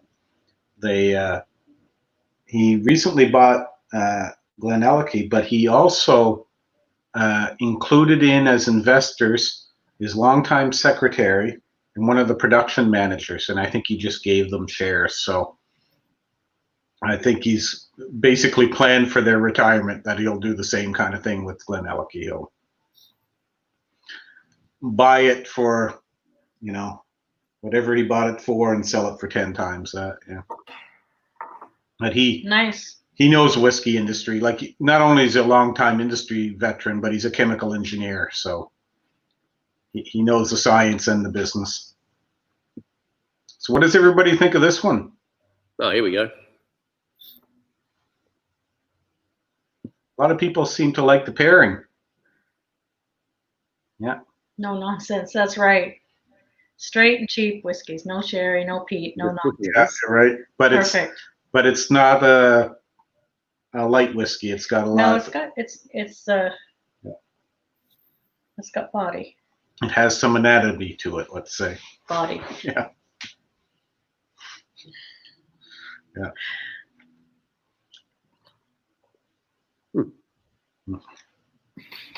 Why are these going down so fast? I don't understand this. They're not fast drinks. Yeah. Yeah. Good. Oh, I'm glad you like the pairings too. It's kind Nutty of fun. aromas, hint of meat. Yeah. Yeah. I definitely get that. Yeah. I can see what you get with the nut too. I didn't get that before, but. Well, that's what they said to pair it with, right? Peanuts, peanuts, toasted nuts, and peanut brittle. So those were 3 of the other pairings that we could have chosen, but. Yeah, it's. Almond. Oh. Yeah. Yeah, I can see that. There we go. Sulfur and ham is great. Yeah. And sulfur is a tricky thing though, because if there's too much of it, it ruins the whiskey. It's just undrinkable. Yeah. Yeah. Goes well with the pairing. That's good. I was a little worried about the pairings, but because I love to pair the foods with but you never know if you know. If you're going to get the marriage or the divorce, right? Exactly. Sometimes divorces work well with pairings, though. Martine said you get a divorce and they're completely opposite, and it actually works well, but that's rare. Yeah. Yeah. Fatty aromas of the ham supports the medium full body of the whiskey. Yep. Yep. Exactly. Yeah, I think that's a trick. An important thing in a pairing is you don't want the whiskey to overwhelm the food or vice versa. So you kind of have to have them at the same level. Yeah. One of the most interesting tasting pairings we had was Lagavulin 16 with orange or clementines, mandarin oranges. Yeah. The acidity of the oranges really contrasted nicely with the smokiness of the Lagavulin. Yeah. That's appropriate. We missed that. Pierre, by the way, at the back side of the bottle, maybe you can see it. Oh, at the back of the bottle. Yeah. Explain what does wormtubs means. It shows. Oh yeah. So there we go. That's with their teeth. Heard about it, I think. One thing I'll have to do though is hopefully most of you appreciate or like these wormtub whiskeys, because if you don't, this is not going to be a very nice tasting for you. But the old-fashioned style seems to, if you get it right, really create a nice whiskey. And back to, remember I had the picture of Rosile where they had the copper condenser and the stainless steel one beside it, where they could basically just switch a valve. Right. And the idea is that the stainless steel condenser really gives you the same kind of effect as a worm tub. Because there's no copper, it doesn't extract as much sulfur out of the whiskey. And this Rosile distillery was built, I'm guessing about 10 years ago, maybe a little less. And at the time they called it the Death Star, Glenmordor. Everybody thought they were going to close a whole bunch of the other Diageo distilleries because they built this great big one that could make tons of styles of whiskey. Because you can tell a little bit from the picture. There are a lot of stills, and not only that, they're very big stills. Yeah. That's a really good tour though that we did, and the gentleman knew what he was talking about. Oh yeah, it was one of Diageo's top production engineers. Yeah. But what was interesting, what it's done is it's allowed them to use Rosile to make more of the blending ingredients, and therefore sell more of the others as single malts. I have no prosciutto. I have Serrano. That's a good. Interesting, but he says the Serrano is not green. Interesting. I wonder what's different in the Serrano. Smokier, no? Yeah. Smokier. Fat? Yeah, no smoke. I think John's Smoke, right. okay, Yeah. So okay. maybe the smoke. Yeah. Interesting. Yeah. Don't use divorced so often. Having the party in mind, you have to participate. Yeah. Yeah. So I'm glad people are having fun with the pairings. The pairings and the worm tub type whiskey. Yeah. But anyway, the one interesting thing from that Rosile tour is they said they were able to make every style of whiskey or different kind of flavor profile except for waxy. Yeah. And if you visited some of the Diageo distilleries, a lot of them, their purpose in life is to make ingredients for the Johnnie Walker blends and the other blends. So you go to the Linkwood distillery and they say, our style is green grassy. And that's their purpose. And another one might be floral, another one, whatever. The one that produces the waxy flavor, which is, again, one of the ingredients in the blends, is Kleinlich. And the same weekend, I think we went to Rosile on Sunday or Monday, and we'd been to Dalwhinnie on the weekend. And when we were at Dalwhinnie, he was the production manager, took us around, again, because it's not a distillery that normally does tours. So they have no tour guide. So the production manager took us. And he said, Kleinlich, they were planning a shutdown for refurbishment, that it was going to be down for, I don't know, 12 months or so, whatever. So they needed to get at least one of the other distilleries making that same style of whiskey. And that was that waxy. And they brought in the distillers from 4 or 5 distilleries. And it turns out that Dalwhinnie, which normally made a different style of whiskey, were the ones that were able to reproduce it first. And it actually... waxy is a real difficult aroma. So Kleinlich and Dalwhinnie are one of them for me. Exactly. Yeah. And oddly enough, to produce waxy whiskey, part of it is to be not too clean. And that's not the right way of putting it. But the spirit receivers, the tanks that hold the whiskey when it comes off the stills, build up this residue. And it's that residue that they think produces that waxy note. And when we went to Rosile, they told us we can produce every style of whiskey except for waxy. He said we tried for 6 months and we couldn't do it.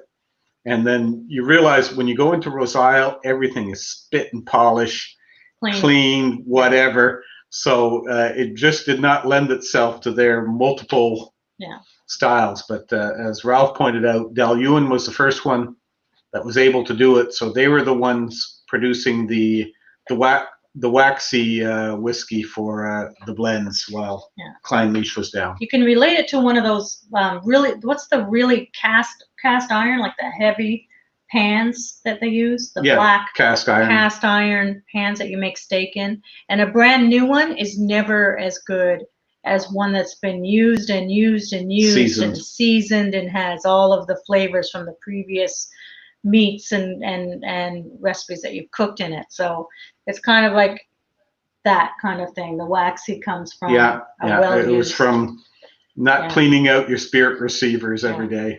Springbank and Glen Scotia should be ideal. Oh, you're probably right. Yeah. I haven't been to Campbelltown yet, but that's we're thinking our next trip I'd like to do would be something like Campbelltown, Isla, and then maybe up to Orkney or something. But anyway, we got to do that. Yeah. We were planning on going to Scotland with our friend Sean before we came back to Canada. And do you have something to say there, Katerina? Yeah, because that topic, Waxy. So we had that in, we did a society tasting from the back north. I think many of them that are joining us at the moment watch that as well. So there was Andrew Forrester from the Scotch Malt Whisky Society, and he was talking about how you get that waxy taste and stuff, and what's the reason for it. And that was really interesting. So if anybody wants to know more about the waxy taste, he talked for like 45 minutes. So, and so that was really interesting. That was really interesting tasting. And he was brought in especially for that because he's a chemical engineer. And he explained that very well. So yeah, that's on the Society YouTube channel, Silver Lining. Okay. Okay. So Silver Lining, that was it. Did I get my story right? Is it about building up that residue in the receivers, or was it something else? Good question. Good questions. I can't remember. I too many whiskeys, but watch it. So it was really interesting. So Yeah, we will. Yeah, we'll look that up. So, and everybody that couldn't join that, so it's still online. Cool. And there was Andrew, John, and Ralph. They were doing the tasting. He's from the Scotch Whisky Institute or something like this. Oh, SWRI, Scotch Whisky Research Institute. Yeah, exactly. They do all. They try to figure out where all the taste, which chemicals are which taste. You know, which alcohol is which taste. So pineapple is this one with the 47 different types of CO2s and whatever else on the end of it. And they do all that sort of research. It's clever. Yeah. And they do a lot of the fake detection kind of stuff. People making. The story is yes, but Andrew was more complex on it. Okay, good. Yeah. Yeah, so that's why you got the computer science guy version instead of the chemical engineer version. That was very complex, and that tasting was meant to be in German. Our research institute, there you go. And now is SMWS Spirit Educator and part of Spirit team. Oh, cool. Yeah. They're pulling in all the big guns in the society now, you know. Now they buy new make and fill up their own barrels and all this sort of bits and pieces. It's amazing whiskey they've been able to put out, and I like the new Armagnacs and all that stuff too. Oh, we just happen to have a bottle at home at the moment. We're just trying yesterday. Yeah. Oh yeah. Okay, well that's so. Hopefully you detected kind of the combination of styles. The first two whiskeys were kind of the straight up Highlands style single malt Scotch. Yeah. We went and got these two more meteor ones from Speyside. Interesting, that's very different from the normal Speyside style, which, as I mentioned before, is fruity floral. And these guys had some fruity, but certainly not the light and floral style. So now we're going to go a bit north and to the west in Scotland. Did you say your whiskey snob tips already? Oh, do we have one? Do we have a whiskey snob? Oh, yeah. So this is one. Yeah. So okay. You can put that out. There. If you're hanging around some people and talking whiskey, you can always use this little quote. I have a fondness for malts from distilleries with wormtubs. The extra bit of sulfur gives some nice meaty notes. That'll kill them. Yeah. Yeah. Just write that down for the next conversation. Yeah. Now, on the other hand, if you're going to a club and trying to pick up a lady or a guy or whatever, that may not work so well. I know. Hello. Might be a friend of yours. Don't know. From Bangladesh. Bangladesh. Cool. That's awesome. Yeah. Nice to I work with a number of software development teams around the world, and one of them's in Bangladesh. Okay. Yeah. There you go. Another one up out just in the Delhi region in Noida as well. Okay. So let's move into the more maritime Smoky, stuff. Now, smoky peaty, a little bit. here you see a very not terribly exciting picture because I haven't been to Talisker, but a couple of years ago we were at the whiskey show in London, which is run by Sukhinder Singh, who has a whiskey exchange, and somebody poured herself a lot more Talisker 18 than for me. But anyway, they had a Talisker master class, and they poured everything from new make Talisker up to 35-year-old.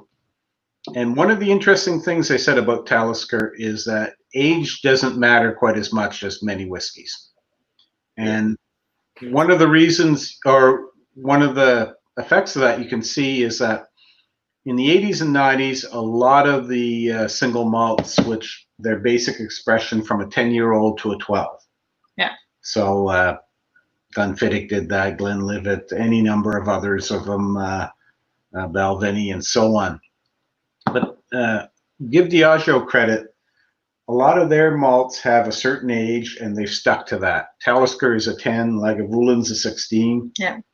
And so on. And it was quite true is that Talisker, that core flavor, you get it out of the 10 or whatever, and all the others. Although I must say, and John, you were saying you like the 25. This Talisker 18, in my mind, is one of those top-notch malts. And Yeah. my amateur whiskey theory is that when you look at the different distilleries that produce single malts,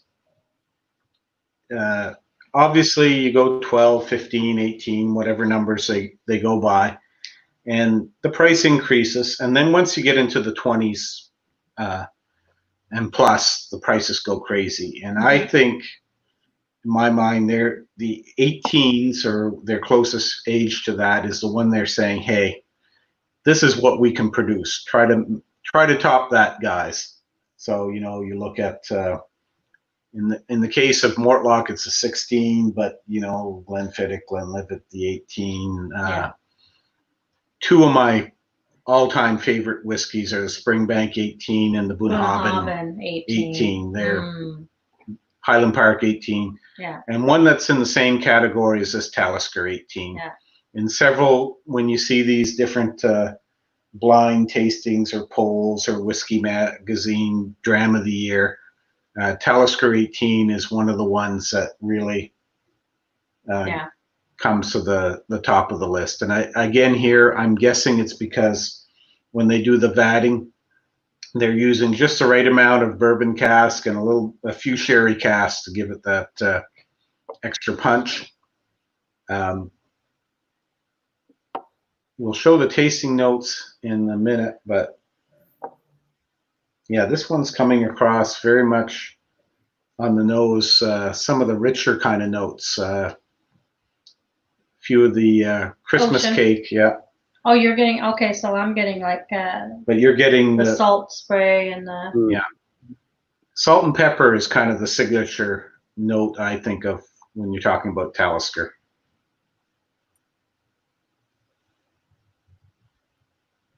Nice. Mm. You can smell the sea, can't you? So, yeah. And a lot of them say there's an influence of the sea on the casks and all that. I don't know how true that is, because some of them are immediately, unloaded into tanker trucks and aged in Glasgow or something like that. But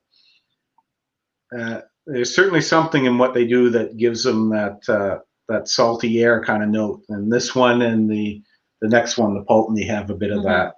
It's interesting. We haven't added water to any of our whiskeys yet.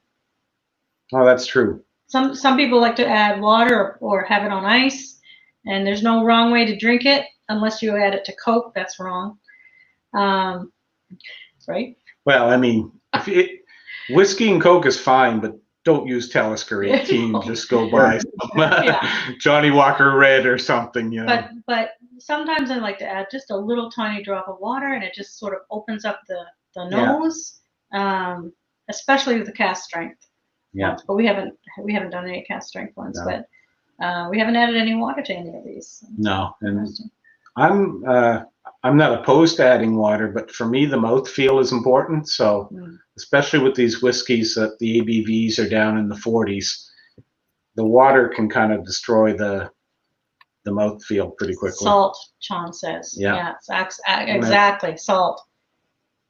Like the salt air of Oh, you really get it right by the first thing that hits you on the palate too. yeah.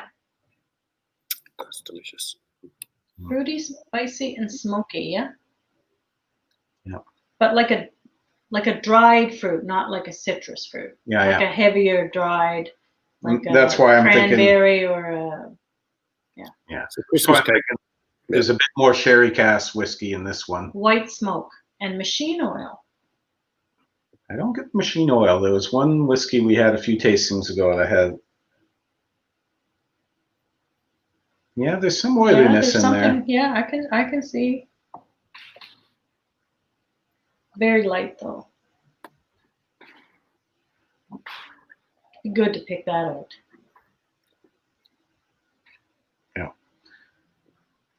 That's over 15 years old, Donna.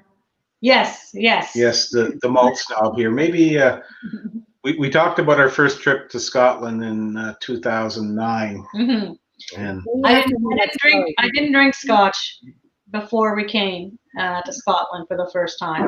I did not like Scotch. I couldn't stand the smell of it. I couldn't stand the taste of it. I thought it smelled like dirty socks, basically. I couldn't understand why Pierre liked it. And we decided we were going to Scotland with two other couples in 2009. And I didn't want to go, everybody else drank Scotch and liked it. I didn't want to go to Scotland and not drink Scotch and then come back to Canada and develop a taste for Scotch and then say, I was there and I didn't drink it. So I really wanted to try hard to at least be able to nose it and drink a little bit of it. So Pierre decided he was going to give me a few of the smooth, expensive scotches so that I would enjoy it more, which he thoroughly regrets now. I think I use things like the Macallan Fine Oak 15. Yeah. At the time. One of my first Abelauer, the Abelauer. Cragganmore Distillers edition. Yeah. Aberlour 16, and so on. Yeah. And I created a monster. Yes. The malt snob. The malt snob. He calls me the malt snob because I don't drink anything under 15 and I don't do blends. And I say that, but I do. I try to pretend I'm a snob, but I'm not a snob. But I like to say I don't drink that much Scotch. I don't want to waste any time on the younger ones. Whereas Pierre's an equal opportunity Scotch drinker. Yeah. Katerina's comment, smelling C, really hot to the point. Bourbons, usually sweeter to the corn, can be with Coke. Well, okay. Sean, if you want to mix Talisker 18 with Coke, go for it. Was it Sean or Katerina? No, it's Sean. He was talking about her point. Ah. A 1939 Macallan. John was talking What? about. Yeah. 1939 Macallan? I would drink that. Yeah. A funny story about old Macallan and Coke and that. So Pierre, that was the moment she would get taking Donna to Scotland. Yeah. Yeah. It was. I even tried giving her some younger stuff or some really good blends blind. And the snob detector kicked in. She said, nope, didn't like it. Yeah, so that I should have tried something else. Yeah, but what was I getting? Oh, Macallan. Trying to remember what I was going to say there. Fine Oak. No. Don't drink it with Coke. Yeah, exactly. John, you probably have a similar story to this from your bar. You've got to for the years, but Frank was saying it's dried up now, but a few years ago, until a few years ago, people were making big money in the oil country in Alberta and Canada. Mm-hmm.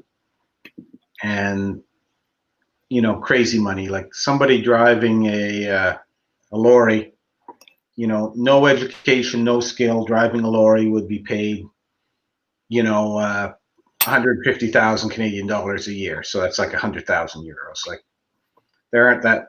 I don't know about the economy of Germany, but I imagine there aren't that many 100,000 a year euro truck drivers. But anyway, every now and then he would get people coming from the oil patch and the bar and would simply order the most expensive whiskey on the menu.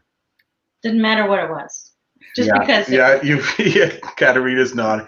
So I can't remember which one it was. It was an old Macallan of some sort that was hundreds per dram. They said, "Oh, bring everybody a double." And then normally if somebody orders that stuff, Frank comes out and talks the whiskey for them. And then they said, "Could you bring us some Coke?" And he said, He's almost started crying. he said, I'll sell it to you, I'll give it to you, but I can't watch you drink it. And he went away. So, Yeah. But I'm sure you've had similar things, John, where people just we did in Furt with the snooker tournament. We have all the profis, the world players. They came in there and the guy asked just for the most expensive, and at that stage that was at Macallan 18, and he said, "Well, just give me a double of that and throw Coke in it, please." So that was it. Yep. Wow. So we have that at Beckerhof quite often, to be honest. Yeah. So they come in, so just give me the most expensive one. It's a bit more expensive than what we have in the other places. So, and then they're asking for ice and Coke. So I give that to them, but as a setup, they're getting a glass with a whiskey, a glass with ice, and a Coke. And they can put it together, but I won't do that. No. Yeah, that's basically what he does. Even with if somebody's buying an expensive one, they want ice, he explains, look, it's beautiful to drink on ice, but it kills the nose. So he gives them the ice on the side and says, look, at least nose it straight up, and then add the ice or put it on the ice. Yeah. It's funny you were saying about these people earning heaps of money in Alberta and stuff like that. One of my brother's kids, he turned 18, finished school, and didn't quite get the marks to get into uni, so he was looking around for a job. And in the newspaper, they send them up. My brother lives in Perth in West Australia. You can go up north and work on the mines and stuff like that. And they were offering him straight out of school $70,000 a year to go up there. No experience, no nothing. Just go up there. We'll teach you. Don't worry about anything. Just come and work. And that's it. Amazing money, Just crazy. Now, and the shame is when it crashed, you had a whole generation of essentially unhireable people because, they were used to making crazy money with minimal skills. So this one we're pairing, we said with smoked salmon. Now we're locked down and we realized we had no smoked salmon. We didn't have any, but we do have a salmon spread. We have a smoked salmon spread. So that's what we're using, but I'm sure the smoked salmon would be better with it. It's really good. Sorry. It works, yeah.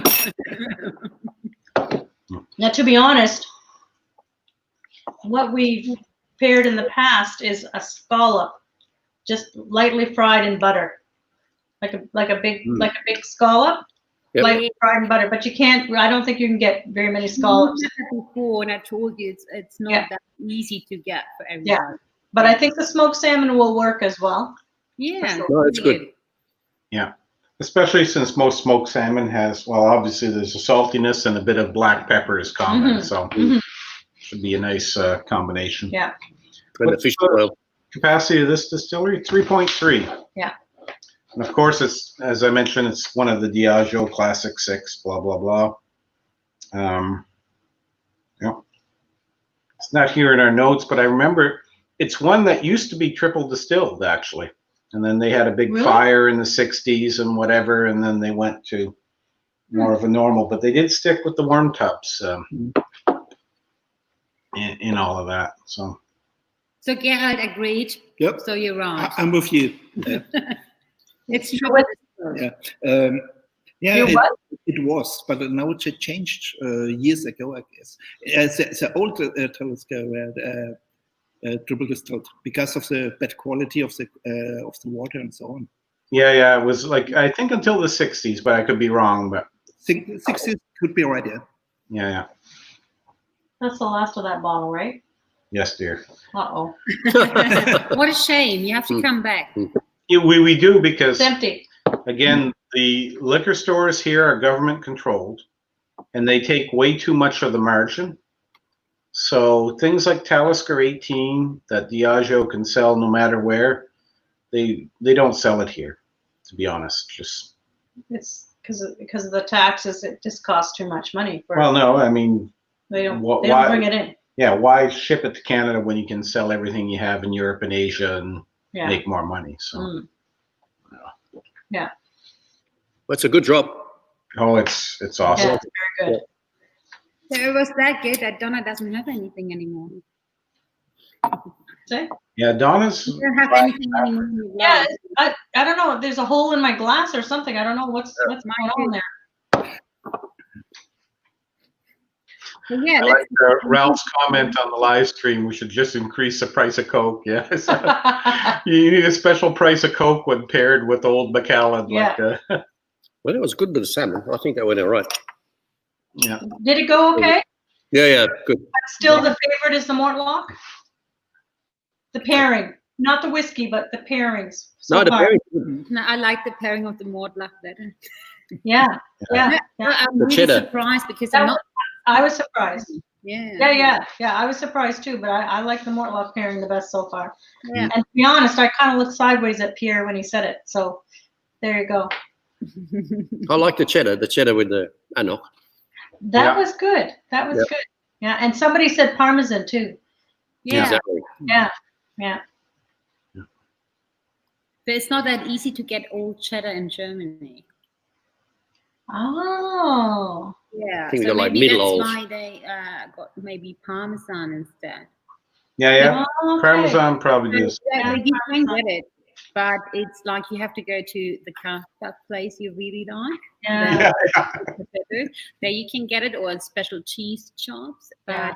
apart from that, you get like this. I wonder if a Dubliner, like something like a Dubliner, because that's That would work. Yeah. it's easy. Yeah. right. The red Dubliner cheese. Yeah. No, red You Leicester. have a great variety. No, but The Dubliner is white. it's white, but it's Yeah. true. It has similar flavor. You're right. But it's really good. Awesome. So I Okay. think the pairing was good. Fantastic. Good. Good. Yeah. I think there were other options for pairings as well. Let me just pull it up here. For the Talisker, well, it says smoked salmon, pear, Oh, I can imagine pear, yeah. Interesting. Different. dark chocolate, blue cheese, Mm. and like a dried pear or a dried apricot. I like the salmon. Yeah, I like the salmon. The salmon was good, I think. Yeah. Oh, we could try an apricot. That sounds interesting. Yeah, Yeah. absolutely. It does, doesn't it? Yeah. Yeah. I bet you that would go quite well. But Okay. Donna, you as an expert in pairing, somebody explained me what is the reason for pairing food. And they said, okay, when you taste with your tongue, you got Yeah. only 4 different tastes: sweet, sour, salty, bitter. Yes. When you taste it with the food pairing, some part of your tongue will cover it. This means when you get a sweet chocolate, the sweet part of your tongue is covered with the sweet chocolate. Okay. You taste all the other things, not the sweet part of the whiskey, because your tongue is covered. Your receptors are covered with the sweet things, so maybe you can get some other things. Is it true? Is it right? Or what do you think about it? It makes sense. Yeah, it makes sense actually. Yeah, and I saw Herr Bart there saying umami is kind of the 5th flavor. Yeah, and Okay, umami means everybody who doesn't fit into 4 characters is umami. yeah, but it's also if you think of that meaty kind of flavor we talked about with the Craigellachie and the Mortlach, that umami is kind of close to that. There's a comment there, Pierre. After the Scottish brunch during the last Glasgow weekend, we were served an Ardbeg in a tumbler with ice in the Grand Hotel. Oh, wow. He Oh, said just ice, but he read icebergs. So that's why I'm asking. So, Yeah, you. don't you mean don't you mean ice cubes maybe? So But you know what? Every now and then you'll see somebody will do an event where they'll get a chunk of ice from an iceberg and do a big deal on that. So I wouldn't be surprised. Yeah, could be. Yeah. Umami, that's more common in Parmesan actually. Yeah. Yeah. Yeah. Interesting. Cool. Now We umami. move to whiskey number 6.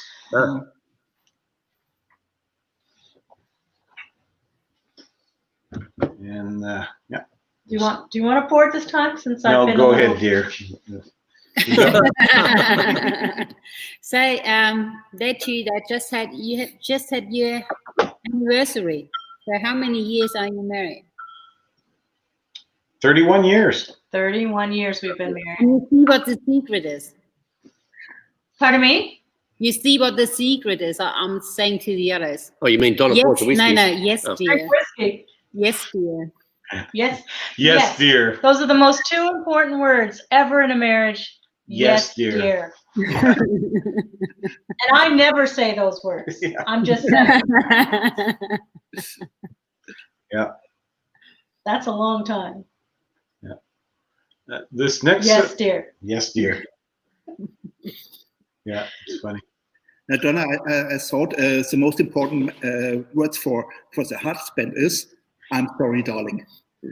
I'm sorry, darling. Yeah, it's a variation of yes, dear. It's a variation of yes, dear. Yes, exactly. Or the more black and white version is yes, you were right, I was wrong. like always, yeah. Yeah. Okay. The next one is actually, I had to steal a picture online because we haven't been up to Pulteney. It used to be the most northerly distillery in the mainland. Right. Of course, there's Scapa and Highland Park up in the Orkneys, but now I believe Wolfburn. Yeah, Wolfburn, yeah. Is the most northerly one. Yeah. From people who visited it, the distillery has all the architectural charm of a prison. But they do make a nice whiskey, and I think they're one probably a bit more well known than the Craigellachie and whatever, but they're one of these drams that, if you like the Clynelish, Brora, that maritime kind of flavor, these guys do the same thing. And the only advice I can give, and hopefully the old Pulteney brand ambassadors won't put a hit out on me, is any Pulteney with an age statement I have found has been very good. Okay. Some of their no age statement whiskeys like Navigator and whatever else, again, probably a bit more to the airport whiskey range, I just take a pass and buy the regular 12 or whatever. But it's another one of these maritime whiskeys. Now, this one, just to be fair, Donna, on the nosing, we're drinking the 18 instead of the 15. Oh, okay. Because that's what we had. But a few years ago, normally I don't agree with them, especially in the last few years. Like, Jim Murray's Whiskey Bible was quite a good resource for the first few years of its run, even the first 8 or 9 or whatever. But at some point, I don't know what happened, but things changed, and his tasting notes went from being very detailed to something like, a cracker of a dram or something like that.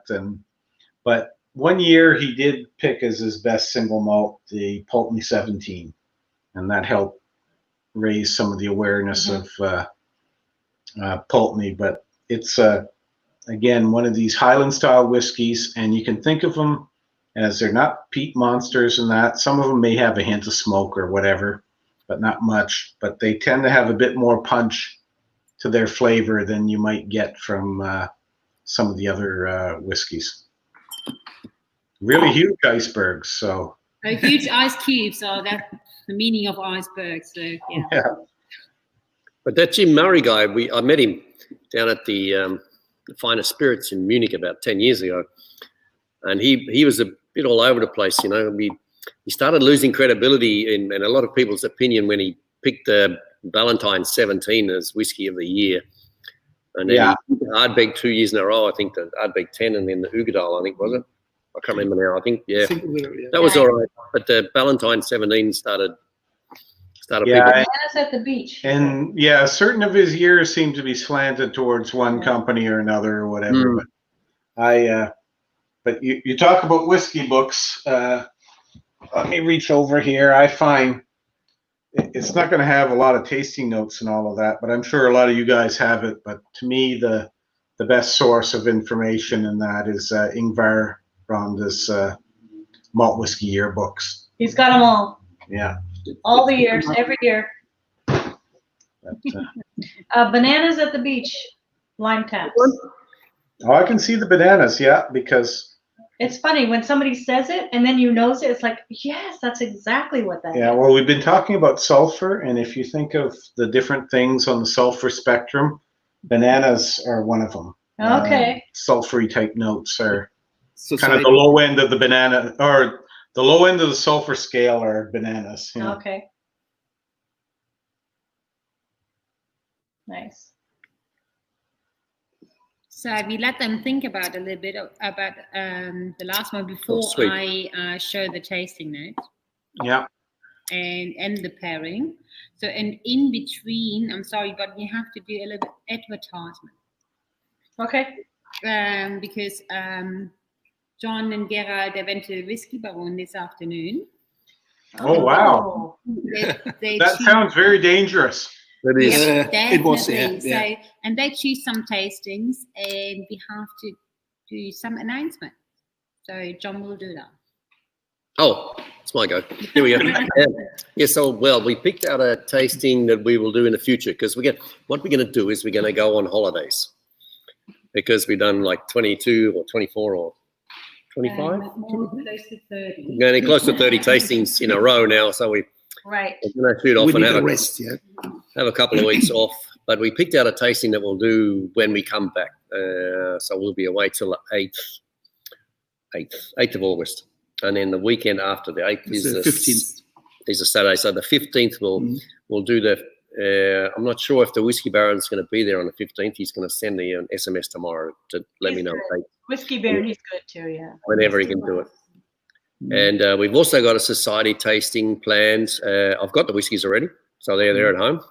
They arrived yesterday, and so we've got those two tastings organised. And just for a bit of fun, when we were in there, we thought, well, we saw a lot of whiskies. Not a lot of whiskies. There were some really heavy whiskies, I'd say. You know, so with like 62, 65, 64%. So we thought we'd do an over 60. You know, like a party. An over 60 party, we're going to do an over 60s whiskey tasting, you know. That's got to be a first, I think. Yeah. So it's got to be the first, you know. So we might do that. We'll send you the samples. Can we send you the samples? No. You can send them whether they arrive or not. Legally? Label it as olive oil or something, maybe. Label it as olive oil. I think I can do that. Yeah. I'll put olive oil tastings on the outside of it instead of pub tasting. There you go. Or maybe I won't put anything on the outside. That's great. That sounds awesome. That sounds great. Yeah, there's some.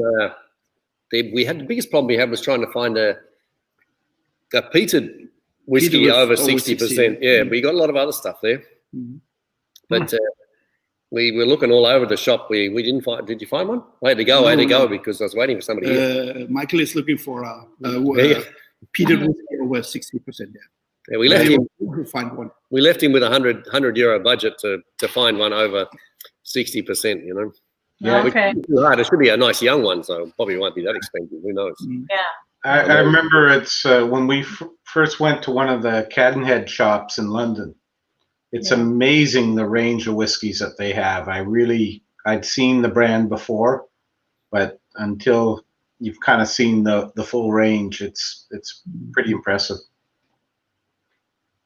Yeah, there's some good. He's got. I mean, the whiskey baron's got a nice selection. You know, he's got a nice selection of Octave from the Octave. And I was looking at him today, and I'm thinking, well, we could do an octave tasting because he's got like 10, 15 really good-looking octave whiskeys. You know, I mean, they look really, really fancy. You know, and that's Duncan Taylor, right? Duncan Taylor. Yeah, they're octave range. They 3-4 months in the barrel. In a small barrel. Small barrel, you know, and they did.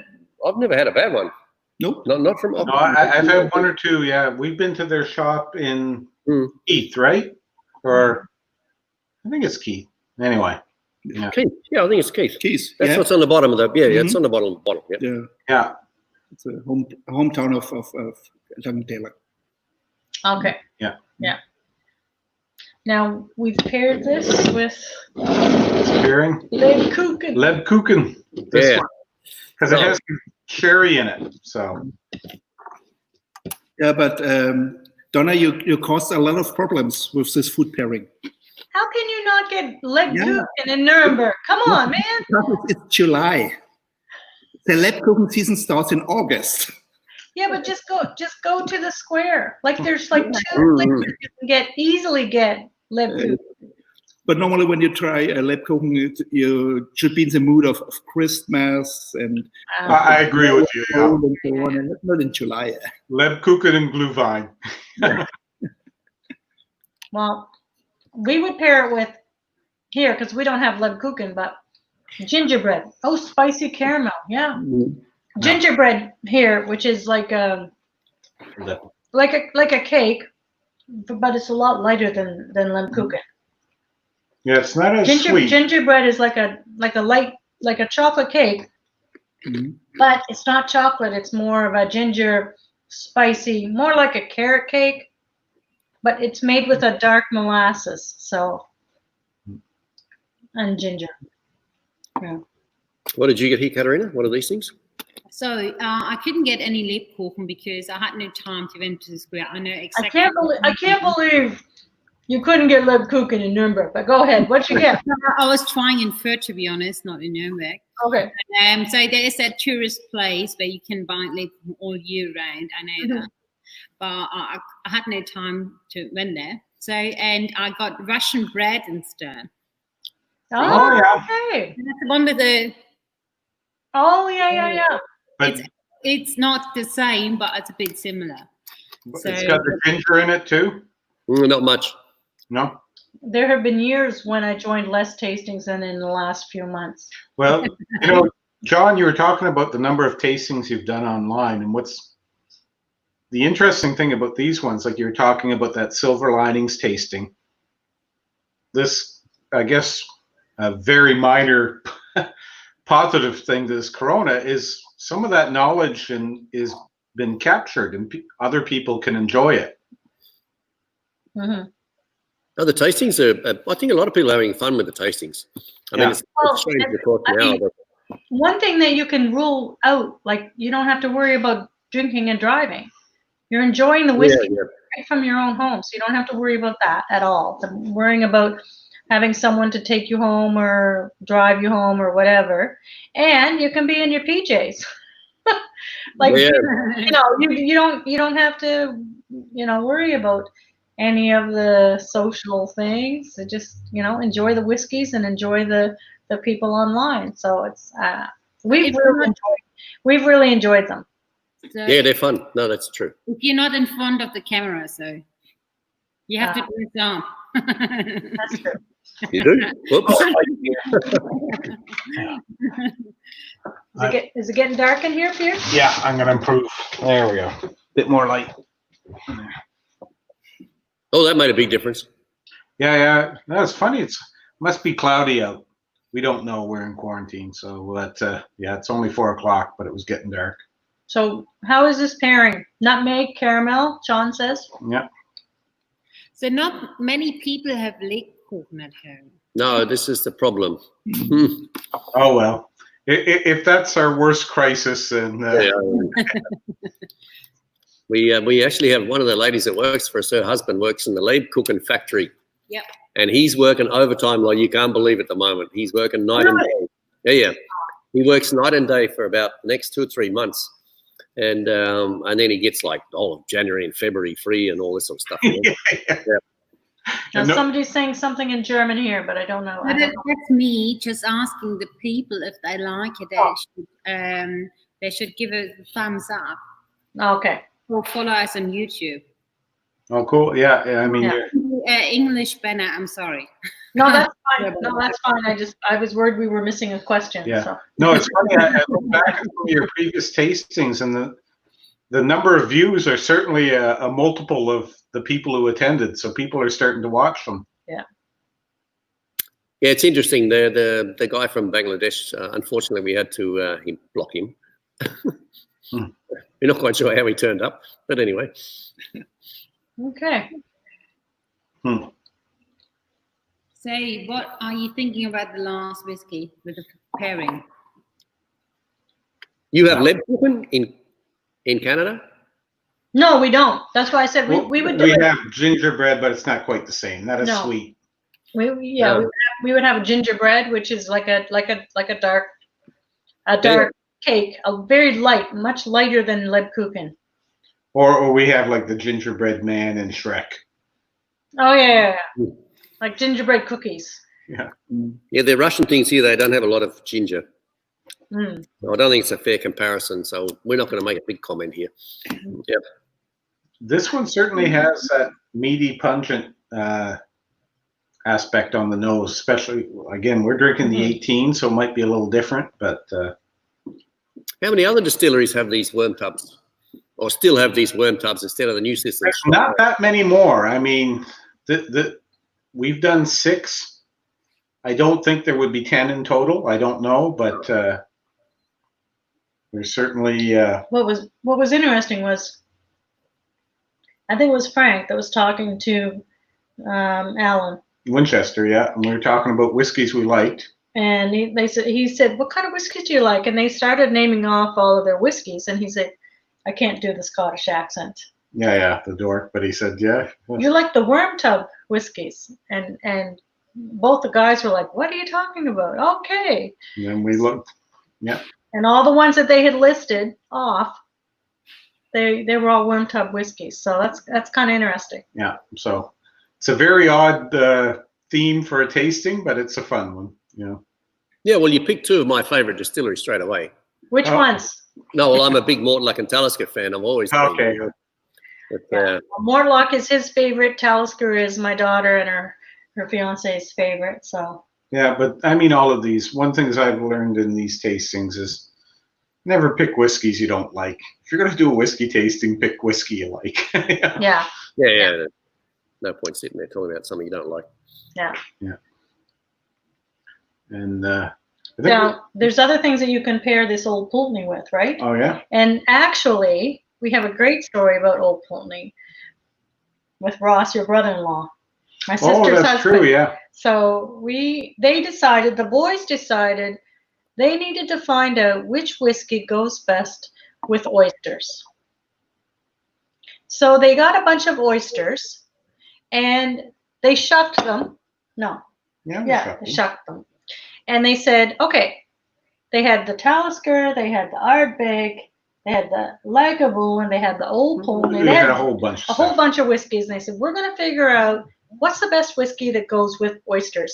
And the first thing you would think of would be Talisker, the Lafroig. Ardbeg, yeah. But they decided in the end, after their extensive scientific study. Exactly. Yeah, this was done in at a kitchen table. Yeah, but anyway, it was interesting because what we found was the strong Isla ones, like Lafroig and Ardbeg, killed the flavor of the oyster.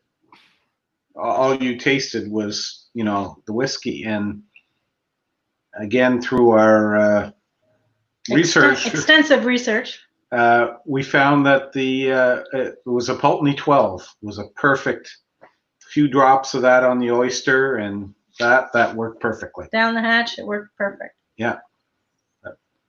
It was kind of against the common wisdom because people talk about, oh yeah, you got to have Lafroig, Ardbeg, but The problem is, again, there was no balance to it. It killed. It killed the taste of the Killed, oyster. yeah. So you could do like an oysters Kilpatrick and leave out the Worcestershire sauce and put the Pulteney. Yeah. A little drop. Yeah. I like Chuck it. Kilpatrick is a great dish. I like it. Yeah, that'll work. Yeah. I know you got me thinking. We used to do oysters Kilpatrick in Sydney with the Sydney rock oysters. Oh yeah. Yeah, because they're nice small ones, not these big fat things. You know, they're nice, Okay, yeah. tasty. If you're ever in New York City, which you probably don't want to go to for a while, but I think it's the only place in America I'd like to go at the moment. Yeah, no, there's nowhere. Grand Central Terminal. It's Yeah. actually, people call Grand Central Station, but but it's terminal. Anyway, there's a Oyster bar. They call it an oyster bar, but it's got to be.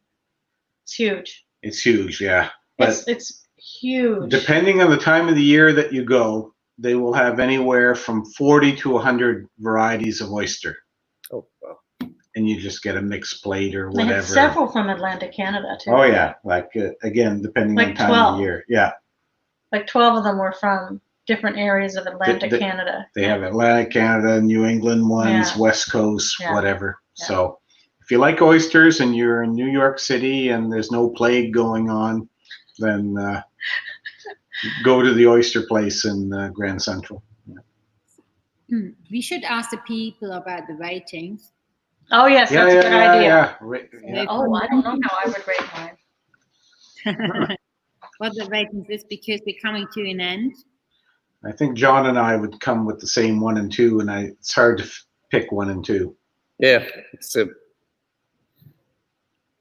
I think you go 1, 2, and then put the Craigellachie after the 1 and 2.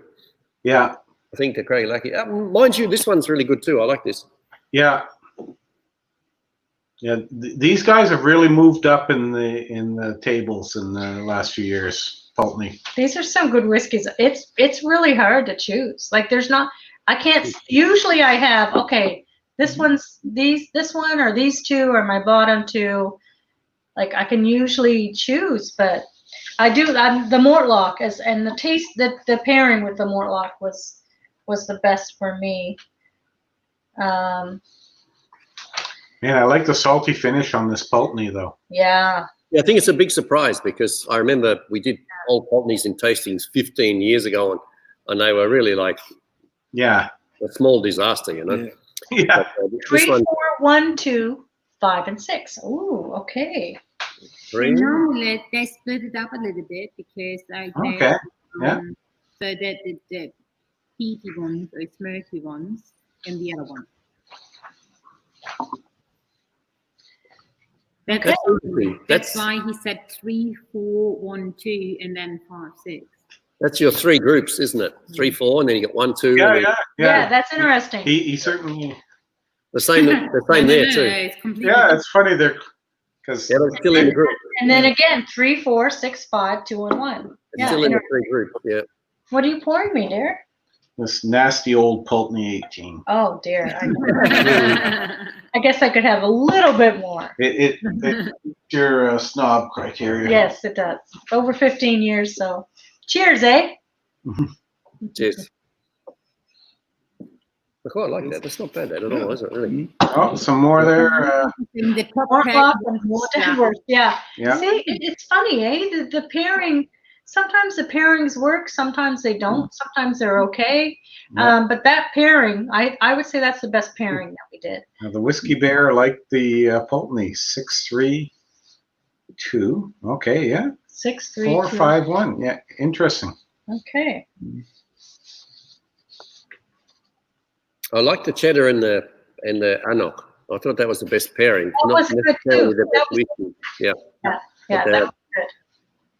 Should try also the Parmesan or like a what's the other one I said? Dubliner. Like try it with Dubliner's kind of white cheddar, yeah. it's a white cheddar, yeah.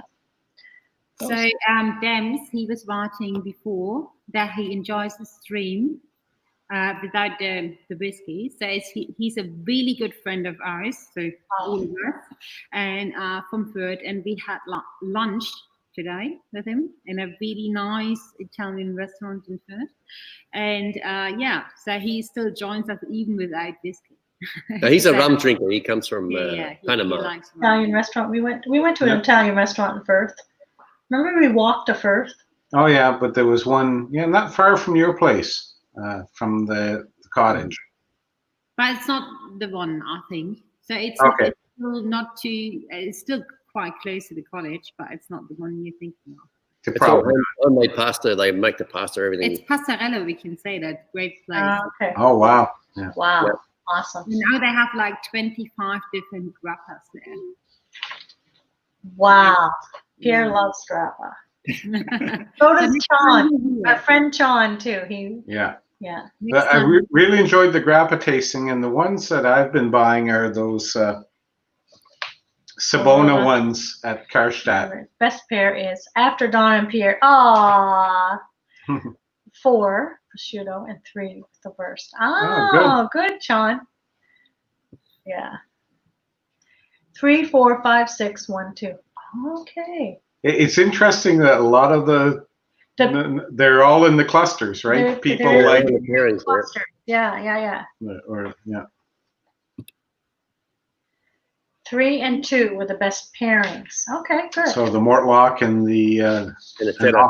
AnCnoc. So I'm afraid tomorrow the Mortlach and the Stadtwurst will be sold out here in Nuremberg and Fürth because just of the pairing. yeah. This was fun. I thoroughly enjoyed this. I hope everybody else did too. But I enjoyed this. So thank you so much for doing that. Even if I know, Pierre, you have to work all day as well. Oh no, it's fine. I balance some of my time in that, but it was a great way to finish a week and enter the weekend. Of quarantine. Oh yeah. Wow. We have so much to do. Donna's rearranged her kitchen 3 times. Yes, I did. Oh, I hope we can do that again. Yeah, we'd love to do it again with And we'll certainly follow your other online tastings. We'll do our best So to. if we can send it to you, we will definitely. yeah, send your address to me, and I'll try. Yeah. There's no harm in trying. No, you can only try, you know. Yeah. Okay. There you Well, go. Cheers, Cheers. eh? Cheers. Thank you again, once again. That was very nice to have you. We miss you already. Oh, thank Well, you. hopefully once the dust settles, I'll be back for a business trip, and I'm guessing somebody will not let me go without taking her along. Yeah, no, So- I'll be going to. So Yeah, business is business, you know. business is business. Yeah. Thank Hope you. to see you here live. Cheers. Cheers. Cheers. Thank you very much. Thanks. Hey, Bye. take it easy, you two. Bye.